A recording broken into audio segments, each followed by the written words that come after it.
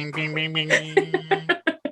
Welcome, everyone. I'm Eric Mingy, and I'm here with Leia, Tom, Josh, Jeff, and Michelle. And together, we are the Velkyn Weave, and we're here to play some Dungeons and Dragons. I'm really glad you're all joining us tonight. If this is your first time watching the Games Tavern, watching us play on the Games Tavern, hello, and thank you for tuning in. Please follow the Games Tavern on Twitch. It's free and supports the show, the cast, and the crew. In addition to being on Twitch, our shows are uploaded to YouTube, typically 48 hours later, so you can catch up on all the shows you may have missed. But before we get into some announcements, I wanted to share some news. My daughter's Cub Scout Den had our first overnight camping trip this past weekend, and she made it through the whole night of sleeping in the tent. She handled all the bugs, and there were so many bugs. The cicadas were out in force. And then when we were awake in the morning, the dawn with all the birds chirping away, and she's like, "Daddy, make it stop." But on that, we had a great weekend. It's good to see you. So, Velkyn Weave, it's good to see all of you. How are you doing? Good. Speaking of camping, and I didn't plan this, I was cleaning up my house and I found a mess kit from World War I. Oh my goodness. What? Yeah, I gotta take that camping. Wow. Cool. That's, yeah. Right on. Wait, why did it? Ancestor? I have so many questions. Great-grandfather. I have a similar looking mess kit, but it's from 1981 in a True Value hardware store. You know, don't fix what's not broken. There we go. There you go. It's a classic. Sweet. Well, the new ones we got at the Scout store are all plastic now, and they come in this mesh bag that you can hang up in the tree so all the water just drains out of it. It's really convenient. Fancy. Yes. But you got to hang stuff in the tree, particularly things that had food on it, to keep it away from the bears. True story. Even though bears climb trees, but Yeah, how well does that really work? And the mini bears, known as raccoons. We didn't have to worry too much about bears down at Pohick Bay, where George Mason lived. It was mostly snakes that we'd have to worry Snakes about. are cool. Yeah, usually if you leave them alone, they leave you alone. That's generally how it works, yeah. That, and we had a lot of discussion about ticks. Oh, I know much more about ticks now than I ever did before. Check yourself before they wreck yourself. That and other safety announcements. Pretty good segue here. Do we have some announcements for us? Should we start with you, Leia? Yeah. So you guys remember that if you have Amazon Prime, you also get a free Prime gaming subscription, which you can use to show your support for our show and the cast and the crew. Prime gaming subscribers get access to sub-only emotes and a special subscriber-only channel on the TGT Discord. Tom? First of all, thank you so much for all of your support during our No Kid Hungry charity last week. Thanks to your donations and support, we exceeded 400% of our goal. Your donations will provide over 80,000 nutritious meals for hungry kids, and that's all thanks to all of you. So thanks. And we love you, our friends, for your support. And tonight, what better way to show that support than cheering on your favorite characters to show that to the cast and crew. Tonight, if we reach 500 bits, we will award random inspiration to a player. If you cheer 1,000, you get to choose that player. We also have channel goals of 50 subs this week, and only you can help us get there. Your subs, words. Help us get to that point that we can pay our production crew, those guys behind the scenes, the tech goblins that make this show run so well, without whom, well, I would have to do it. And nobody wants to see that. Let's all give a humble reptilian thank you to Kobold Press for sponsoring the show tonight. They have their latest Kickstarter for their Deep Magic spell cards containing over 1,400 spells covered in their Deep Magic book. Just 3 days left to get in at the Kickstarter rate for those. Go to koboldpress.com, or you can also check it out yourself by going to the link to Kobold Press in chat, which someone should put in chat soon. Ooh, I do like Kobold Crew. Yeah, that's way better. And tonight we're giving away an epic character generator from our sponsor at Overhead Games. The raffle for the package will begin shortly, and we'll continue to take entries until the end of the stream when a winner is chosen. Details on how to enter when we hit the break. And you must be a follower to enter and be present for the staff to contact you. So please enter. Alrighty, that's all the announcements I got on my list. So ready to throw some dice.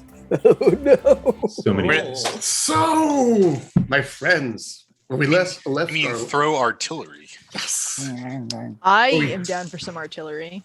When we last left our intrepid explorers, adventurers, they were in the sky ship, the Clips Full, skiing low over top of the Black Fens, just to the east of Lake Reston, chasing down some horrible crab monsters that had risen out of the lake and had gone into Starsong Hill, bursting through the defenses of the wild elves and capturing several dozen of them and shoving them into these giant baskets they had on the back of the crabs. And then they really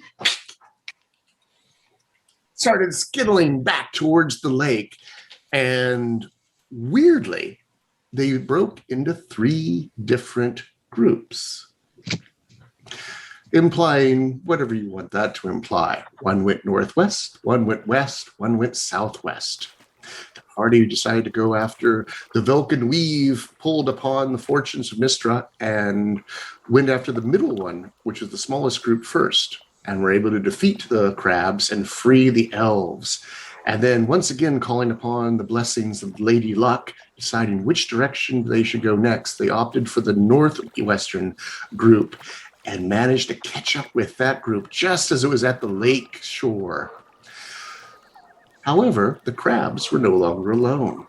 They had been met by 2 strange creatures that were about the size of a humanoid, but were completely composed out of mucus and slime, and had vaguely octopod little tentacles on the bottom that was scurrying them around.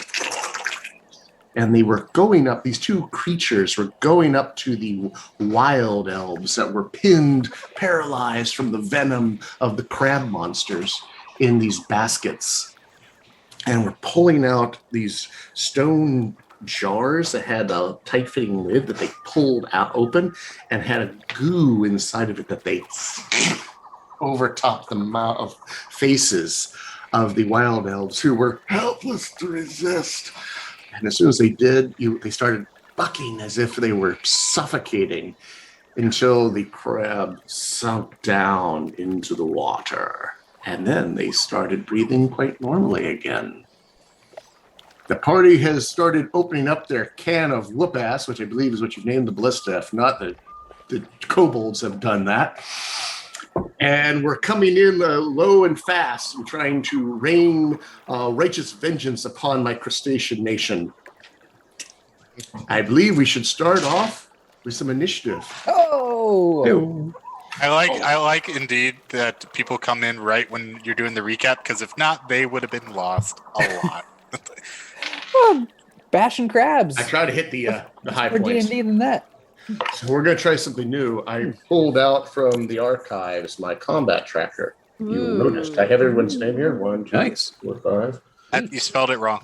I did. Who? Can't Who? read it. You? We I can't read it. He is just messing with you. Your name is whatever's written on this paper. What Anyway. the DM says it is. So now I can just rearrange you. It won't take me so long. We'll see if this goes faster. I'm all about trying to get an efficiency on our initiative and knocking over the coffee. Hopefully there's not coffee everywhere. No, it's one of these little covered liddy things. So. Okay. I am not so fancy. It's foolproof. Get a mucus sealed. And if mug not, that will on this work as well. side, I have the paper towels. Ooh, now that there's the All spot. kinds of prepared. This is why you're the game master and we're not. Yes. I'd like to object. I am in a painting area. I always have paper towels. That's a coincidence, not planned. Always planned. Paper Move towels. that back there, though. So, let's start with Quentin. What'd you get? 7. 7. Stagander.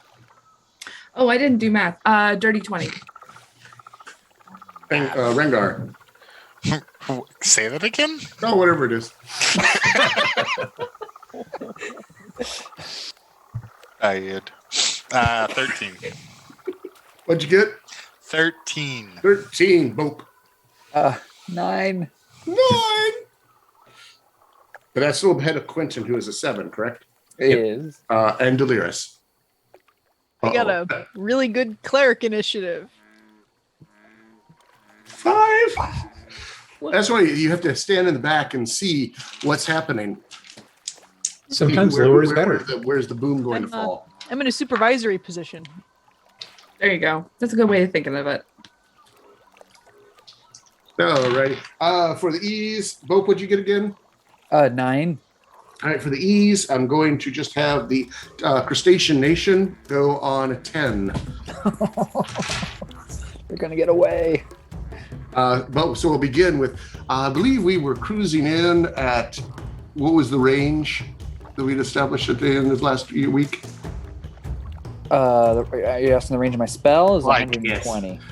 We were still in like the 600s because the ship's kind of, It's not stealthy. it's not super fast. I think, we popped in at 600. I remember jumping on the No, broom we Yes. and flying ahead. Yeah. So The broom was certainly faster. What's the broom speed? 50, and being a little bit of a rogue, I think I can top out at 150 in a turn if I'm only moving. Okay. And we'll let the ship come in at 40, if I remember correctly. Red ribbon. Did I get that right? I did. And that's you can also dash with it. dash. Because you have A because you have the dashing crew to help The doing that. bristles tremble. Yes, they put the ship, the fins into Naruto speed position, and it goes faster.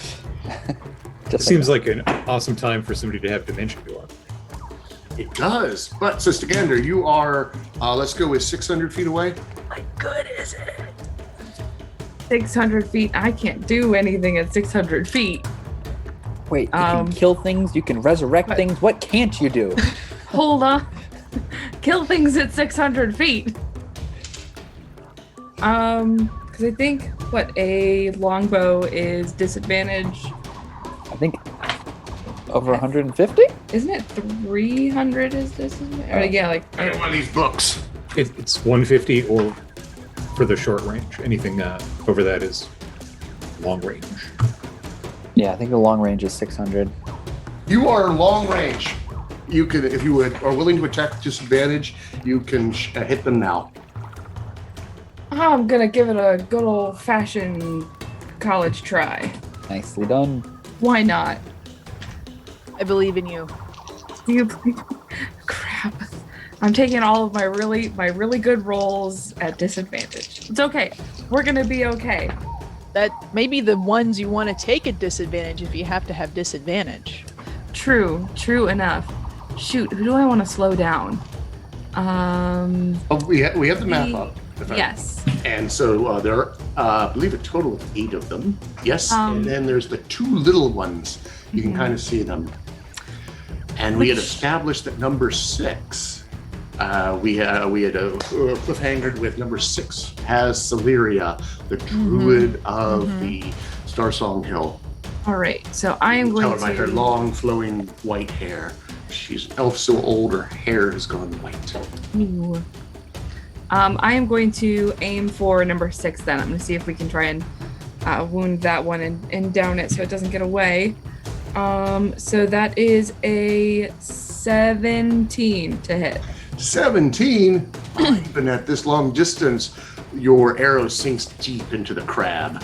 Fantastic. Nice. I will call it as my favored foe. I don't have a marker. That's okay. It's special. It's my favorite foe. Can you feel the love tonight? I am Scanner's favorite foe. I can't. She's That gonna is hit me 16 damage. Stop making me laugh. I can't do math and laugh at the same time. I was about ready to rhyme bow with. Oh my gosh, I love that stig strike. Alrighty. Sure, it's Eric Mangy or is it Elton Mangy?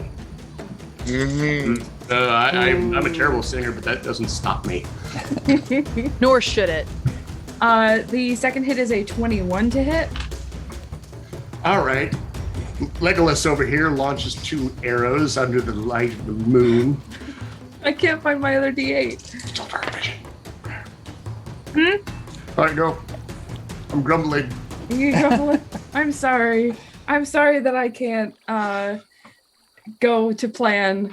16 points of piercing damage. With 2 16s for a Two total 16s. of 32. All right. And wait, there's more? Last hit. Remember, my first Dread attack was ambusher. not Gloom Hunter Stalker. It's Okay. only the first attack. It's fine. This one Arrows might are a be- blur. You can barely see them. That's a 16 to hit. 19? 16. 16. I think that misses. I think. That's what you need. So 3 hits from 600 feet away. Oh my It's God. like the Robin Hood, the Disney Robin Hood, where he's preparing to do the stork arrow, thunk, thunk, thunk, splitting each one in half. On my poor stag. On my poor 13. That's 13 points of 13, of damage. 42. You talking about Fox Robin Hood? Fox Robin Hood. Yeah. He was my first love. Oh God, he was. I think he was He- everyone's first I was like, love. yeah, I'm pretty sure he's. Wow. I thought you meant Costner, Robin Hood. That's my Robin Hood. That wasn't Disney. No. Men in Tights Robin Hood was my. Yeah. That also Yes. was not Disney. Tights. That was a great movie. Anything It was. else, I thought that Leia? was believe there serious when I was a That's- kid. That's it. Alrighty. We'll then move to the next person in line, which would be Rangram. Okay, I'm so going to change this before I do actually say his name wrong. was it actually wrong? Rangar. I don't know why I wasn't looking at the sheet. Holy shit! I literally could not see it. That's funny. So Rangram will concentrate, and you can see, or those that look can see his eyes turn stormy, and a little bit of lightning in there, and he calls for the firing of the Mangonel Alrighty. to fall in right behind Stigander's You volume. got the stats from Ghost of Saltmarsh, or should I grab it real quick? I've got the stats. Yeah, right. So using my reaction, I'm going to give the firers of the Mangonel advantage on this shot, which then counteracts the disadvantage for long range. So it'll be a straight up shot Whew. Make it rain. using the Storm Rune, which I can do for 6 rounds. It's a good night for it because you can see you love a stormy night. This, Over to the west, the clouds are heavy and thick, and you can see lightning. that is a 19 with that +5 from the Mangonel. Okay, that will strike. Yeah. For a wonderful, pretty good roll. Oh wow, yeah, really good roll. 39 damage as that giant boulder slams into 6. Oh, Okay, that puts me up to, let's see, math, 70, 79, 84. 84 damage from the first 2 people. wow. It's weakens and wobbles and then slowly stands back up. I'm obviously shaken from the blows that you have dealt it. What is the range that we're at now? 600 feet. Okay, At the end of the round, we will move forward by 80 feet. okay. And Quentin is on his own. Quentin's his own thing. Okay. He's like David Pumpkins. That completes my action. All right. And that brings us to Crustacean Nation's turn. I think I want a band shirt that says Crustacean Nation on it. Yes. I'm all for this. Number 6, with its group, with its person on the back, starts moving deeper into the water. No.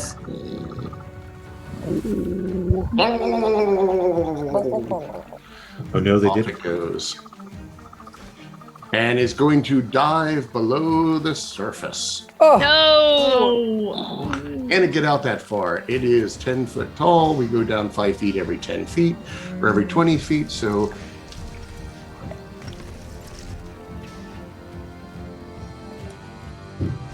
Maths.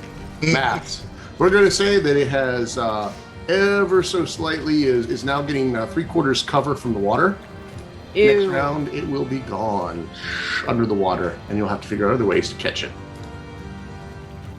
And number 3 also takes off with its cargo.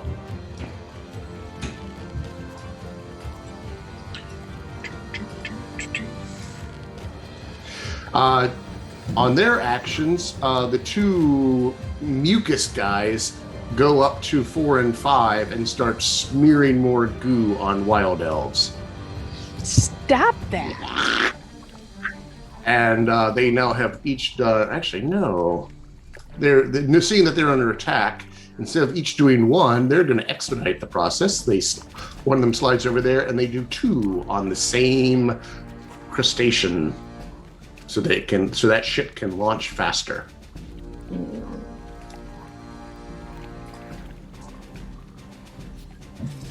Number 1 heads off to escort number 3. Number 2 comes down and actually comes out of the water and tries to stand in front of 4 to protect it from your attacks. 7 heads off, and 8 does the same thing with 5. And that is Crustacean Nation's turn. Hope. well, sorry, guys.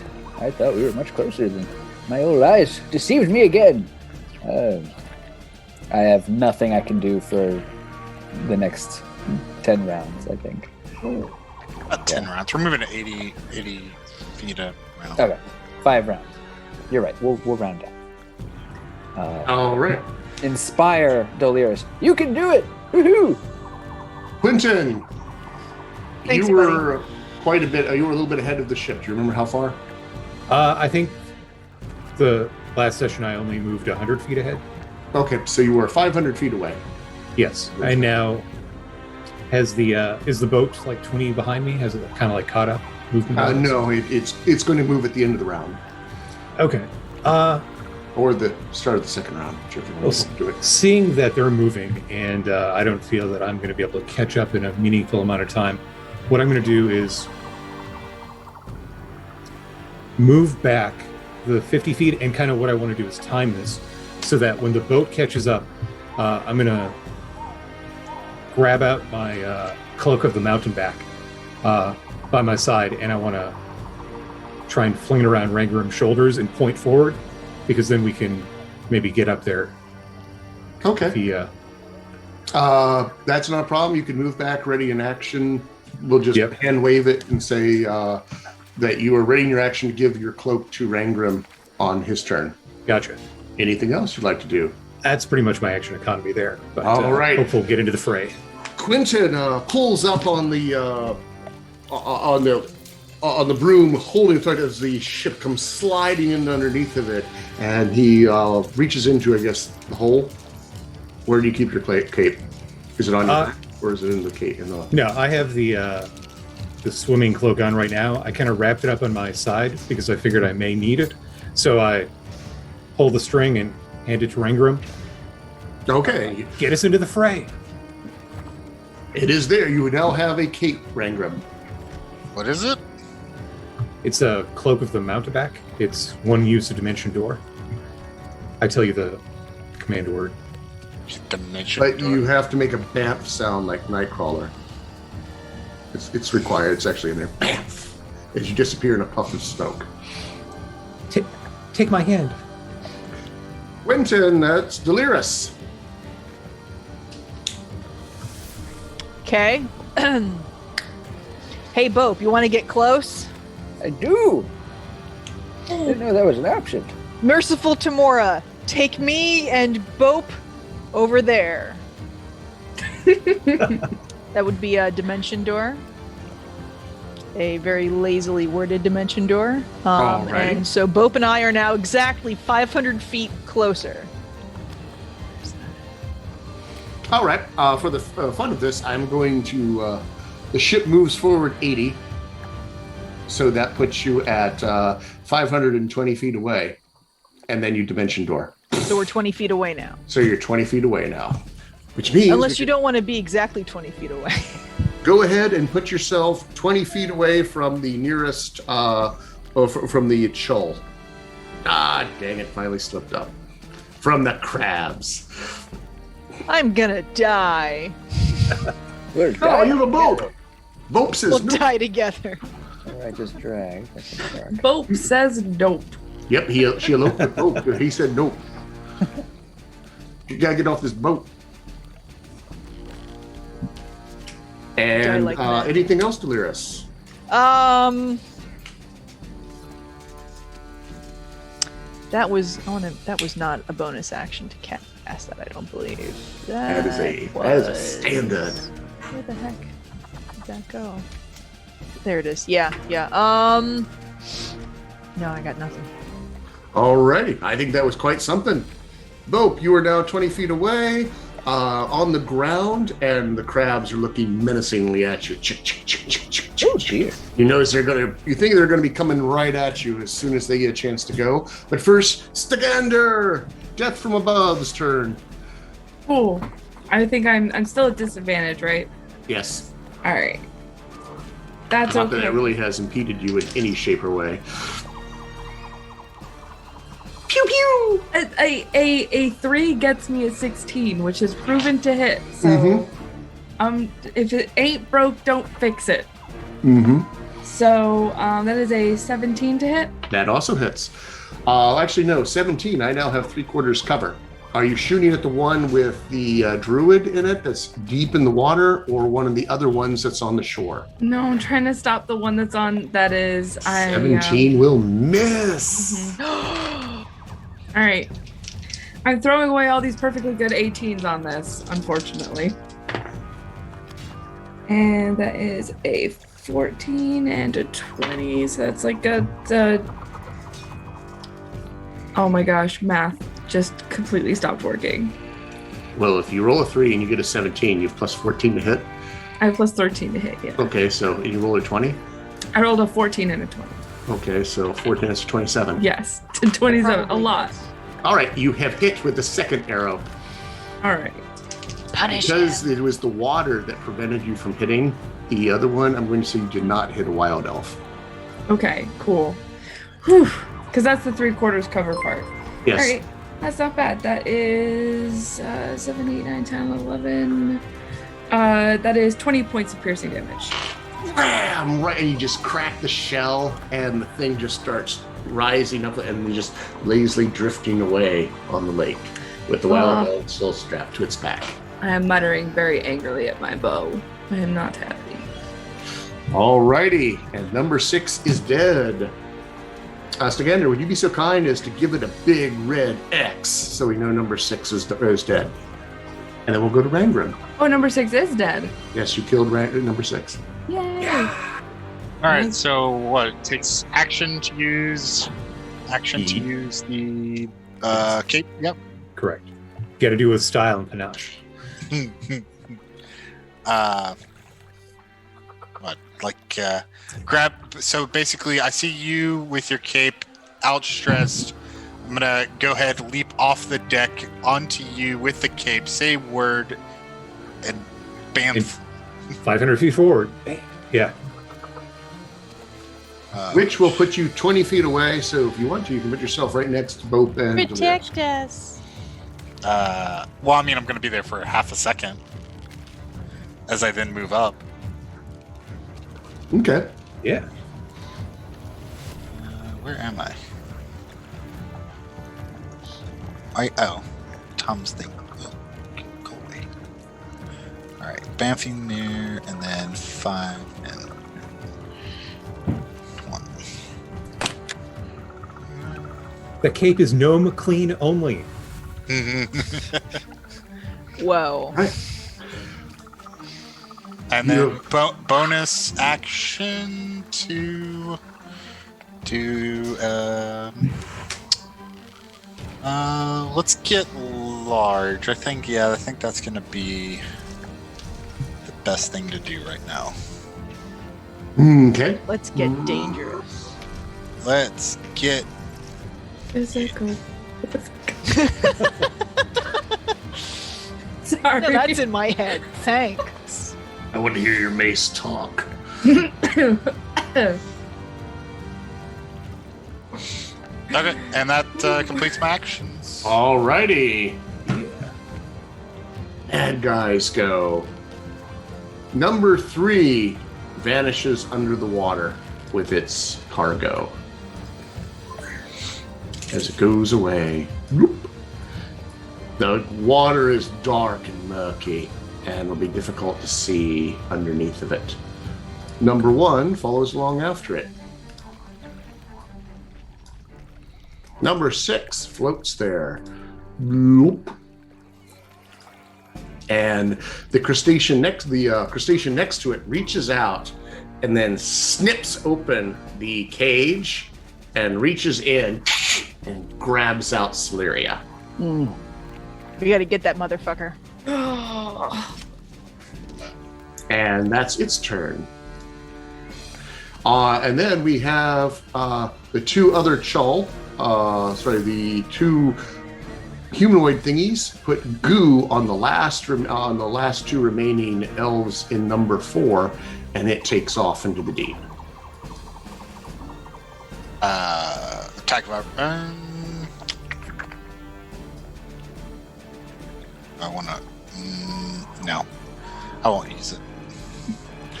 Did you not use your reaction to get large? Nope, that's bonus action. Okay.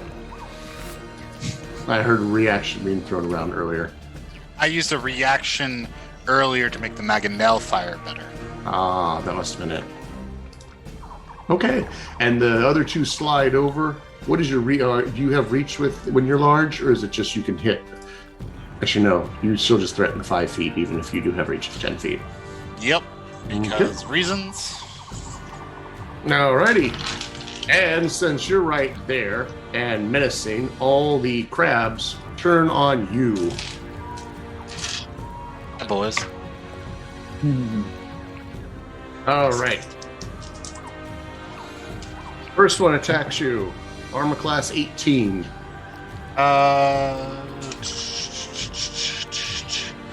Yeah, might as well. Let's go ahead and runic shield that. So go ahead. A magical shield pops up, causing you to have to reroll your attack. Okay. It rerolls its attack. It rolled higher. Damn it! 23. I mean, it was gonna hit anyway, so. Yeah. Still annoying. It snaps at you for 7 plus 4, 11 points of bludgeoning damage. And you are grappled. Sacre bleu. And it is going to now attack you again with its other pincer. It only rolls a 12. That will miss. However, I'm now grappling you, so it reaches out with those tendrils and tries to slap you with them and poison you. Ooh. So actually, I don't make an attack roll for that one. It is a Constitution saving throw, dwarf, against poisoning. Dwarf. 24. Yes, okay. You are able to, their poison is far too weak to strike at you, but the other one has pincers as well, and also grabs over at you. Or do I want to take out all these other people that are menacing me? No, you're far more menacing. It attacks you. Is he? Oh, my highest roll is a 14. Nope. Alrighty, the other one does not hit you. And, where are we? The other one, in number 5, is waiting for the chull, so it's going to also snap at you with its pincers. I rolled an 18 and a 24 for 1 pincer, 2 pincer. That'll hit. Alrighty, that means both of them will hit, so...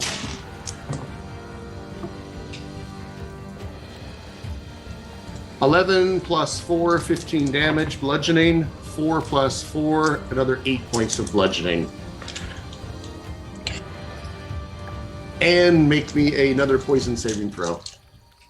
You might roll one. That's 2 of them at the same time. 21. Nope, that was not a 1. All right, the crabs all going up on poor Rangram. Unfortunately, they don't seem to be very good at getting him to paralyze, so they can shove him in a basket too. And he able to fight them off, but that brings us to Bope. Okay, I'm going to Quentin is on deck. shuttle myself around just to put a little bit more distance in between me and these crabs, and take out from my back left pocket a little acorn made of granite, mutter a few arcane words, and cast Wall of Stone around number 7. And so I can... Alrighty. Would you be so kind as to draw it in there? Yes, I have the panels ready. Oh, heavens. It is 10 by 10 walls that are 6 inches thick. They have an AC and a hit point of 30 per Panel. inch. Yeah.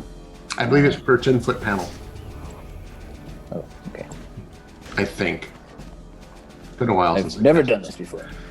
So the idea, you see, is I have 1, 2, 3, 4, 5, 6 making that little corridor, and then I have 7, 8 on top, and 9, 10 on the bottom. So it's completely enclosed. And so I'm just going to use these little slanty ones to represent top and bottom. And so you have 10 panels. Yes, here we go. Alrighty. As the water stone rises up out of the water, slaps into places. Okay, we've got Giving Celeria. my crustacean complete total cover. Ha ha ha! Suck it, Stagander. Ouch. You know, if I had feelings, that would hurt. I know, Bope is on my side now. Okay, not really. Anything else, Bope? No, that's all. Carry on. All right. That brings us to the wild card, Quentin. Delaris is on deck. Change of plan. So the number 7 is completely encased by stone panels, no line of sight. None. Okay, I can work with that. I will fly up then. Have any of the crabs 2, 8, 5 in damage? No. Okay. The only one that was damaged was 6 that you completely... it's still drifting along right over there. Okay. I'm going to kind of fly over here. The 2 little guys are still there with their little stone... Yep, they're like reaching in. And then...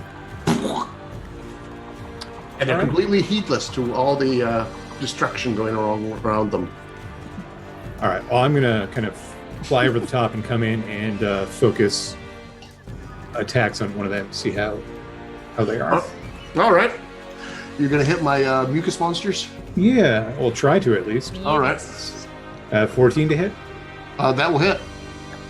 All right. First attack then for 10 magical piercing. Which one do you want to hit, left or right? It'd be the right one. Right, okay. 10 damage, you said? Yeah, and if I can, I'm going for like non-lethal poking, I guess. I don't know if that's a thing. Trying to not kill it outright in case we need to interrogate it. And then I will swing away, thrust away. Non-lethal poking. I know, it's a thing. The way we great. typically do it is the attack that puts it to 0. Gotcha. You can, if it's a melee attack, you can choose to knock it out. Gotcha. Well, I critted on the next one here, and that is 20 damage. Nice. How much damage? Oh, 20. Yeah, that's nice. D&D Beyond loves me. For now. we love It you. makes one of us. Okay, Well, I'll take what I can get. And then I will bonus action disengage and move up, 10 feet. Weirdly enough, when you strike this thing, even though it looks like it's made out of mucus, Mhm. there's bones in there. Ooh. And you Ew. hit into it, and you can you hear the sound of your blade scraping against calcium Well, on the inside, and good to know if we get the bonfire going later. Watch out. and this close, you can see it. You think it has a face, but it's all like melted, Ooh. like kind of like if you leave something in the water too long. I was thinking the same thing. It's been in the water too long. It really needs to be under the sun. Ooh. Yes. Ooh. Very unpleasant. I think it's the living embodiment of the word moist. These things are really, really ugly. Uncalled for, DM. I'm Uncalled done. for. I'm done. Alrighty. Anything else, Quentin? I think 30 damage is enough. All right. Rangrim would beg to differ, So would I. and so is Scanter. Okay, That's off. they are not the bag of tricks that is Quentin. That is true. Delirus. And Stagander is on deck. So I look at number 4. All right. Hold on. Where did my thing go? Gonna be good. Where did it go? Oh my god. Oh, there we go. It's busy scurrying away from you. Timora, beloved trickster. Turn this crustacean into a prawn. DC 19 wisdom save, please, or he becomes a prawn. He's a crab. Not for long. 10-foot prawn. Delirus. Done. You hear a strange laughter.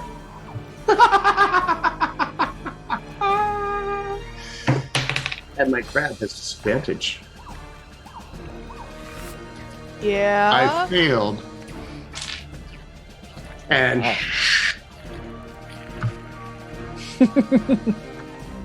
That sound like a Bashaba laugh to anybody, or am I just a lot paranoid? like a Bashabo laugh. Shaba Yay. loves you. Yeah. You're her I'm favorite. So glad she finds this amusing. I have no reason why she would ever love Delirus.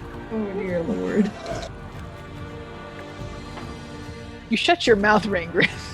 Really enough, the prawn floats free of the basket, and that basket of wild elves immediately starts sinking under their own weight.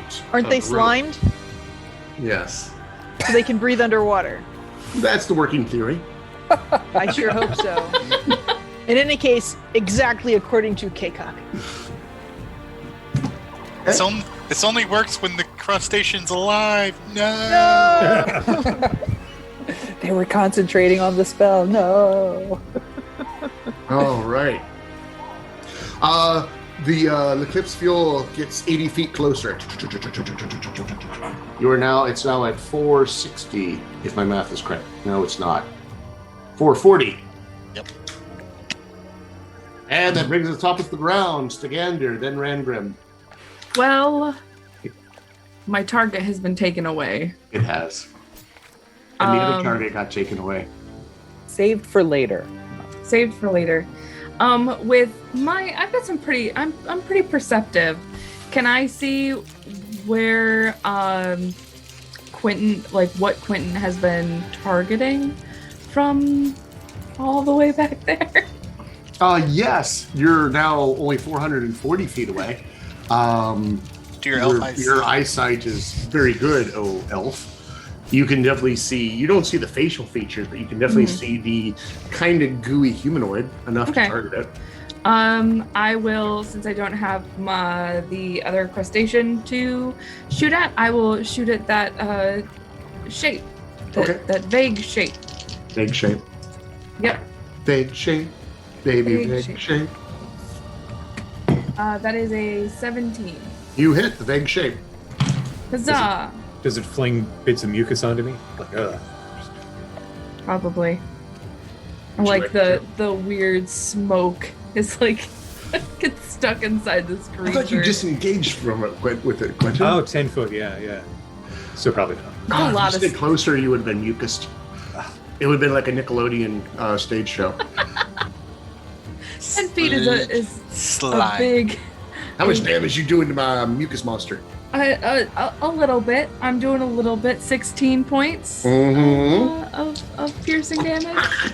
Your arrow doesn't so much as, and then you can slowly see it working its way through the creature, Ew. and then stops. Yum. Floating. What a journey. 28 to hit. That also hits. It's not as good damage. That is 11 piercing damage. No. 11. 11. All right. Yep. And that's all I got. So I'm on a boat. I'm just hanging on. I'm on a boat. Alrighty. It is grievously wounded now, but still keeps to it single-mindedly to its tasks. Rangrim. Well, 2's got me grappled, so might as well hit 2 back. Weirdly enough, 2 and 5 have you grappled. Oh, fun. You think I'm in here with you? You're in here with me. That's how this works. Classic. Does Rangrim have reach whenever he gets big? Not explicitly, but I could have sworn I'm trying to find something about enlarged weapons because the weapon's bigger. But that's neither here nor there. Right now, no. Okay. Alrighty, so you're swatting at 2. Yeah. 22 to hit. Oh, that hits. Let's see. That is going to be 2 of these for 20 magical bludgeoning with an actually, no, sorry, and I forgot the D8. 27 magical bludgeoning. 27, okay. Crack that shell. Second attack. Another, wow, 7 back-to-back 17, so 22 to hit. For an additional.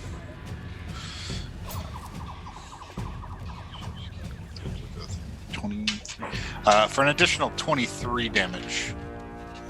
All right. And then I will bonus action cause chains of fire to reach out and grapple him. Mm-hmm. All right. Strength check by number 2, DC 15. What happens if I fail?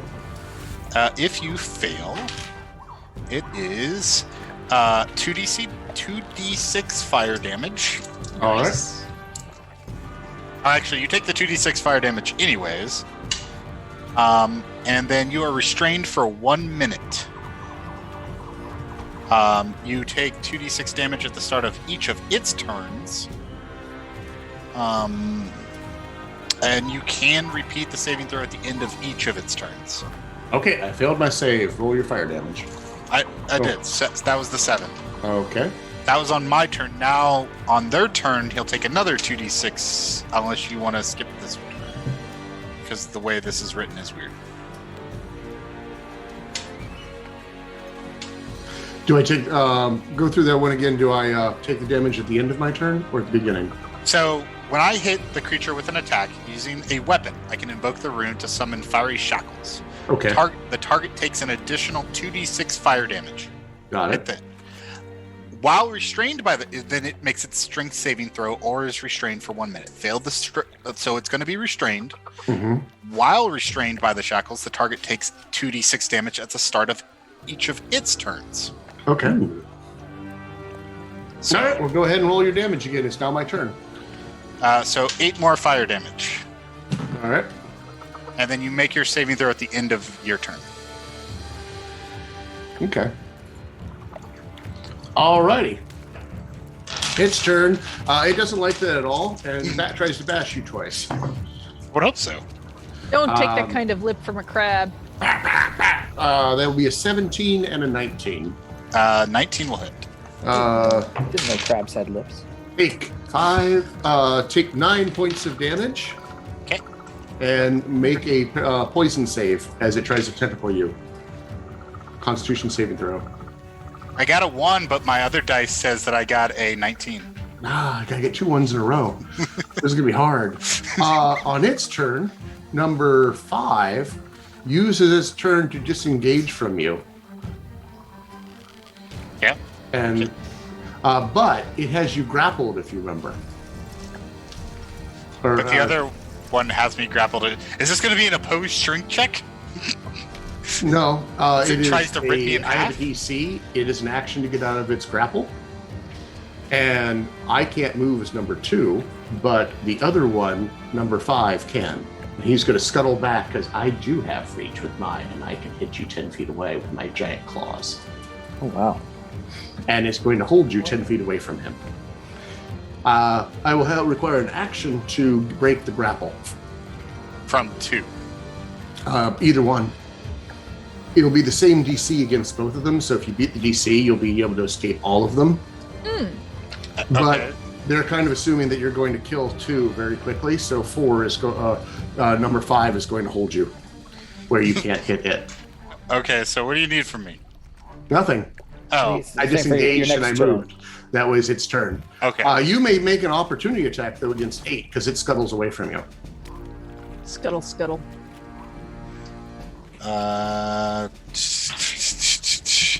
I do.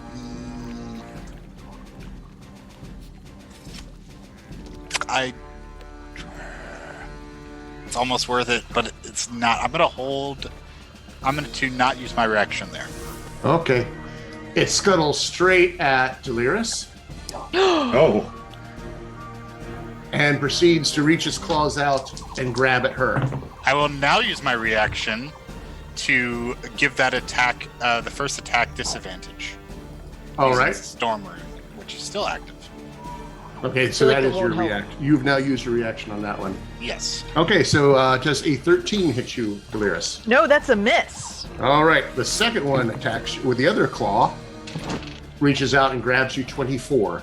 Yeah, that hits. All right, it has grabbed you, and actually, these things are smart enough to know it always grabs 10 feet away. Yay! Take a grand 7 points of damage, And I'm grappled. and you are grappled, which means you get some tentacly love. No! No! I'm Well, not that he- kind of cleric. Make me a poison save. Constitution saving throw, please. Ugh. The tentacles have reach. This is the end of Doliris. I got a 12. The text says, one creature grappled by the Chull must succeed on a DC 13 Constitution saving throw or be poisoned for 1 minute. Wait. I have Is it grappled too late to use her. my inspiration. Absolutely. Since I have grappled her, and I can grapple with a reach of 10 feet, I have satisfied the condition. Bishop That's my is reading of safer. it. So its tentacles reach out because I do not have an attack roll. It is a saving throw. Ah. So what'd you get? 12. 12. Unless it's too late to The use DC. unless it's too late to use my inspiration, which I should have thought of. It's too late. You have to do it before. Yeah. Okay. Yeah, that's a declaration before. I keep forgetting I have it or what it's used for really. Suddenly, everything stiffens for you, Delirious. And you are paralyzed for 1 minute Oh, no. until this poison ends. You're poisoned for 1 minute. Until the poison ends, you are paralyzed. You may repeat the saving throw at the end of each of your turns. Okay. Cool. And then I get a saving throw against the grapple that you have, Rangram, correct? It's another strength saving throw? Correct. I rolled a 17 on that one. That breaks the chains. Super Crab! And that is the end of his. Oh, wait, no. I have bound crab in a box. What's the armor class on my box? 15. Alrighty. I hit once, and I believe it's 30 hit points per panel. So it says 30 hit points per inch of thickness because you can summon different thicknesses. And so the ones I summoned are 6 inches thick, which seems absurd for it to Oh, that's be. walls of stone. Okay. All right. So that's It's what walls of stone do. 180 hit points. right? 30 times 6. Yeah. Okay. I mean, it kind of makes sense because it's a highish level spell that doesn't deal damage. But I think they collapse if you destroy one of them, and they're built on each other, so you only need to break one then. Number 1 spends its entire turn swimming over to attack to that side of the box, but it does not get a turn action to swim around. Number 4 swims away.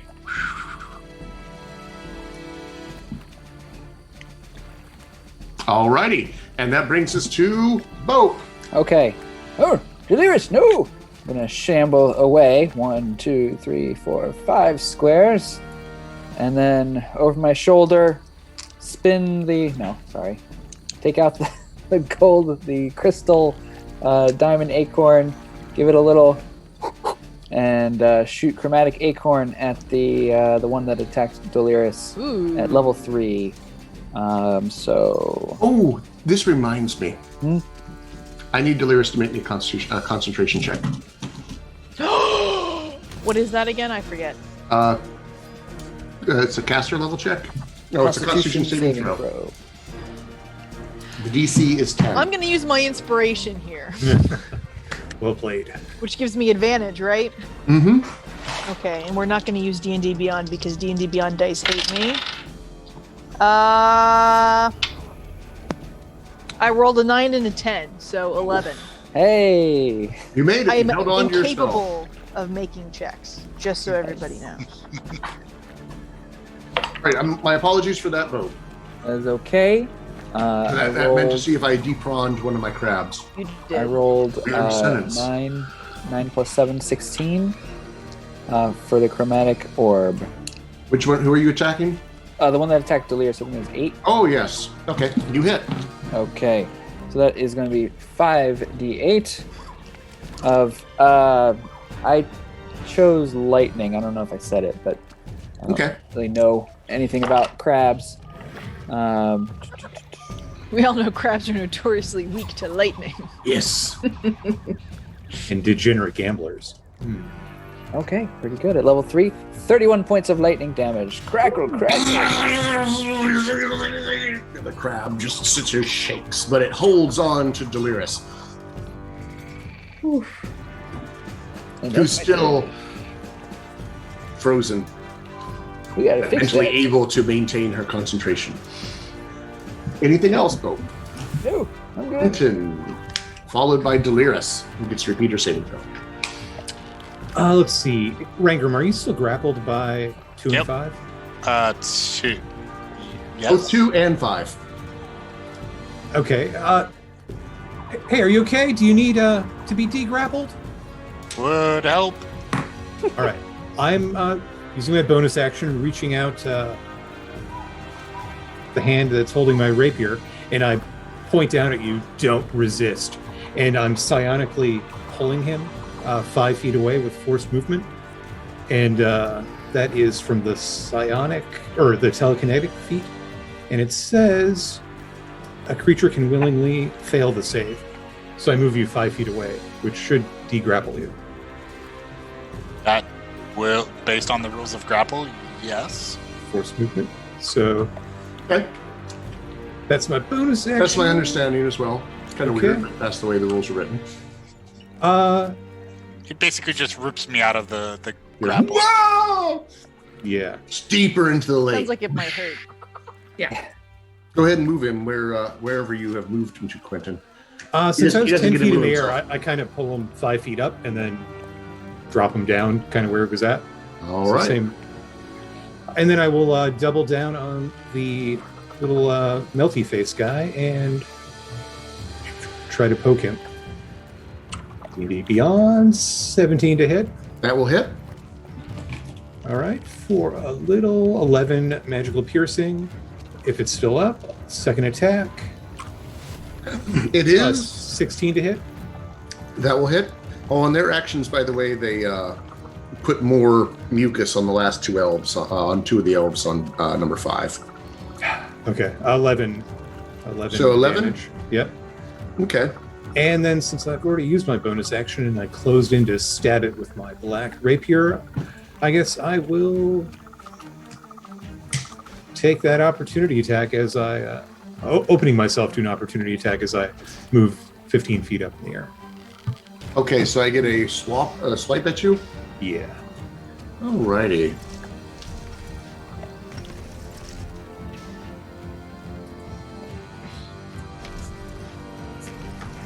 Oh. This will be interesting. It, as you move away from it, takes one of its tendril arms and flings it up at you. And it starts stretching as it goes. Armor class 17, does that hit you? Negative. Negative? You do I maneuver the... dodge out of the way, and you hear a kind of like a sound like a rubber band snapping back into position. I favor my left side and let Tiamat's Bane, the chromatic dragon shield, block the attack. Okay. And that was its opportunity attack. So move yourself where you wish, and we will then go to Delirus. As the poison courses through her, I need her to make another poison save. Constitution saving throw, please. Do it. 13! You step out of the poison. Ooh. And top of the round. Oh, yeah. And your ship moves 30 feet closer. You're now at 360 feet away. Can we get some air support now? Stagander. Yeah, that's me. It's getting ugly down there. It is, yes. I'm still unfortunately at disadvantage. But seeing that Delirus is in trouble, I'm gonna see if I can finish that crab off. Sorry.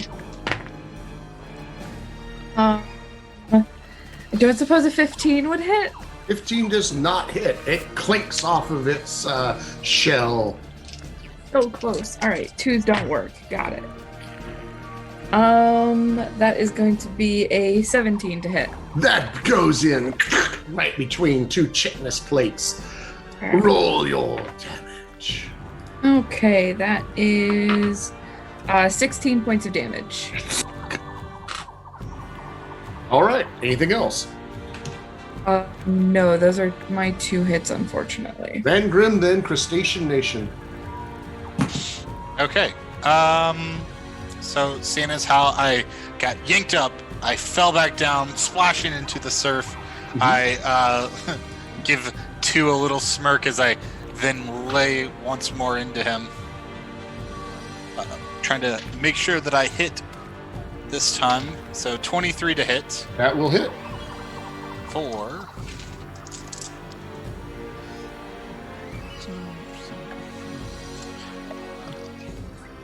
A 19 magical bludgeoning damage. Wham! 75 plus 9. 4. Okay. It's still up. And then second attack, a 22. Also hits. For an additional 12 magical bludgeoning damage. And the second blow drops it. Bam! Describe your crushing blow, Rangram. Let's see. So the first one, of course, is going to take out the front legs, causing its upper body to drop down, where the second blow just hammers its carapace, or its cranium, into the ground. Done. And then with movement, I will step over here to 5 and get myself interspersed with all these guys. And because I killed a guy, bonus action Crusher, make a third attack. Wow. That's only a 13 though, so that's not gonna hit. Misses anything. Too much action. Rangram can't keep up with the centrifugal force. He's flying faster than he can see. All right. Driving faster. My castration's turn. Let's go through these. 3 and 4 continue to swim deeper. 2, we're going to slap one of these little bad boys. Thunk on him. 8 will bite his claw at Delirious again. Stop that. And the first one misses, and then the other one just like beelines for you.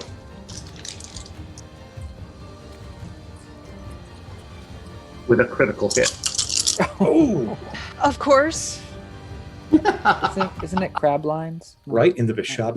Would you like it not to be a critical hit, Delirious? Oh no. You hear a voice. Would you like him to have some bad luck? I think I have had enough of your gifts for one lifetime. Praise me, and it will miss. You have my answer, mighty goddess. Forever is a long time. We'll talk again. And you feel a presence withdraw. And the pincer that was stopped in midair as time stopped for a moment for you to have a divine intervention of the wrong kind, suddenly launches back into action and stabs right into you, taking, pity I rolled bad, 18 points of bludgeoning damage. Dragons have killed me for more. And you are now grappled, and make me another Constitution save as the tendrils once again reach out to you. 3. 3, and you stiffen up. This is just not fair. I don't know why you keep using D&D Beyond. I really don't. It does. My D20s don't really do any better. They You're really right. don't. Even worse, it grapples you. Now you are grappled. It moves with you into the water, Yay! carrying you off. Yay! Let's go swimming. I love swimming. You brought this on yourself. You could have had it miss you, but you wouldn't say yes. You hear a voice sing-songing as you get carried away. Oh, so she's like Q, but worse. Got it.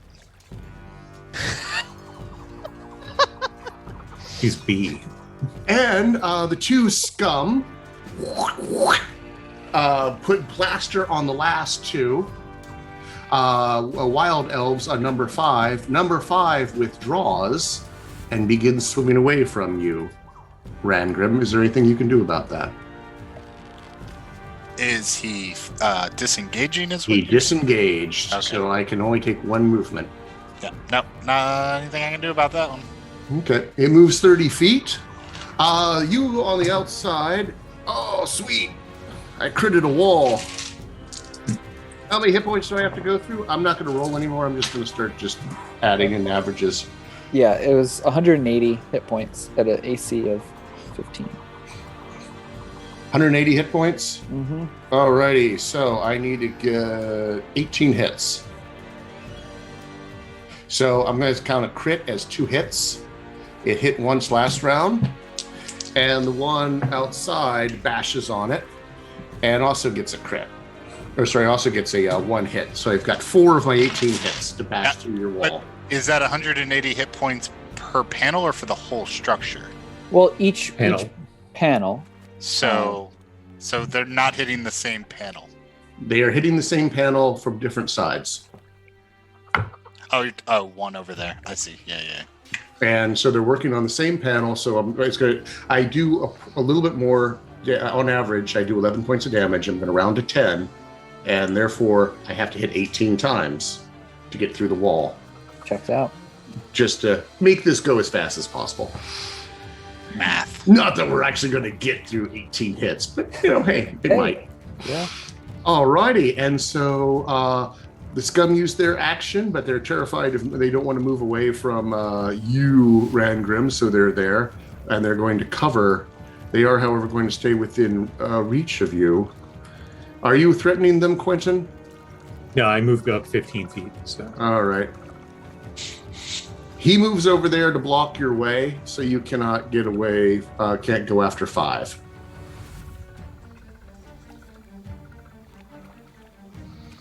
And I believe that is all of Crustacean's turn. They'll go to Bope and then Quentin. Bope! Things are nuts down here. Yeah. Crabs are going in all directions, carrying people off. Bope is gonna sweat looking at the stone box where his concentration is kept to keep their old friend from getting away, and then looking back at Delirious, seeing. Oh God damn it! Once again, Delirious, make me a concentration check. Oh, I'm sorry. Wait, what am I concentrating on now? Polymorph. Your polymorph. That already broke. No, you haven't. I haven't broken it yet. I failed it last time. No, you didn't. You made it. You rolled a 9 and a 10, which you said got you up to like a 12. I think, yeah, since you failed to No, the I had poison. 1. It was an 11. Which Yeah, you still needed makes a it my 10. DC is a 10. Oh, all right. Yeah, you seemed really sad when you made it. Now I understand. 7. 7. Oh. Alrighty. So now it goes. Where did my crab that was Is that number 4? was it number 4? That's what it was. Okay, the basket is floating here. Thank you for reminding me, Quentin. I appreciate that. So 4 pops back up. It had floated over here as a prawn, and number 4 is the bag of underwater breathing elves. Actually, no, that B is the bag of that one, and it is it. Thank you for your patience, as all sorts of stuff is going in all sorts of directions in this combat. Oh, my apologies. So, torn between 2 allies. I tried to toe the line and keep both. So I'll keep the stone wall and just see if I can stop this overlarge crustacean. And I'll take out one of my rotten acorns and just smash it into the ground as the smoke snakes its way over to the number 8, casting Blight at level 4. He needs to make a Constitution saving throw. What's my DC? 17, I think? Yeah, 17.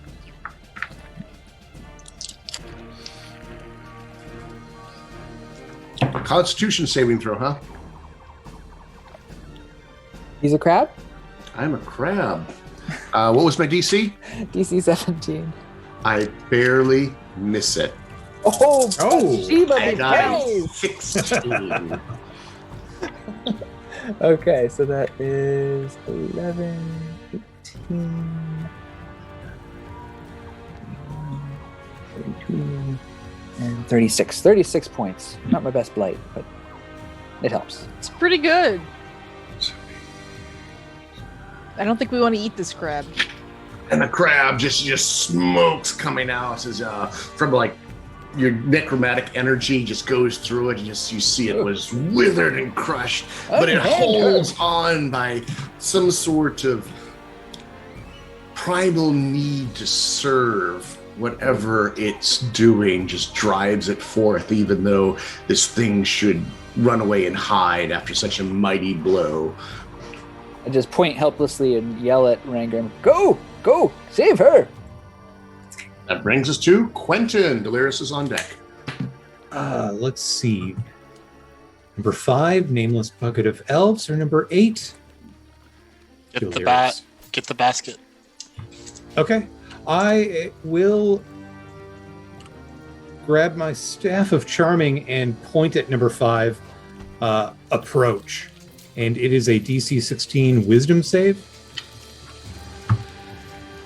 Is this a command spell? Yes, it is the command spell.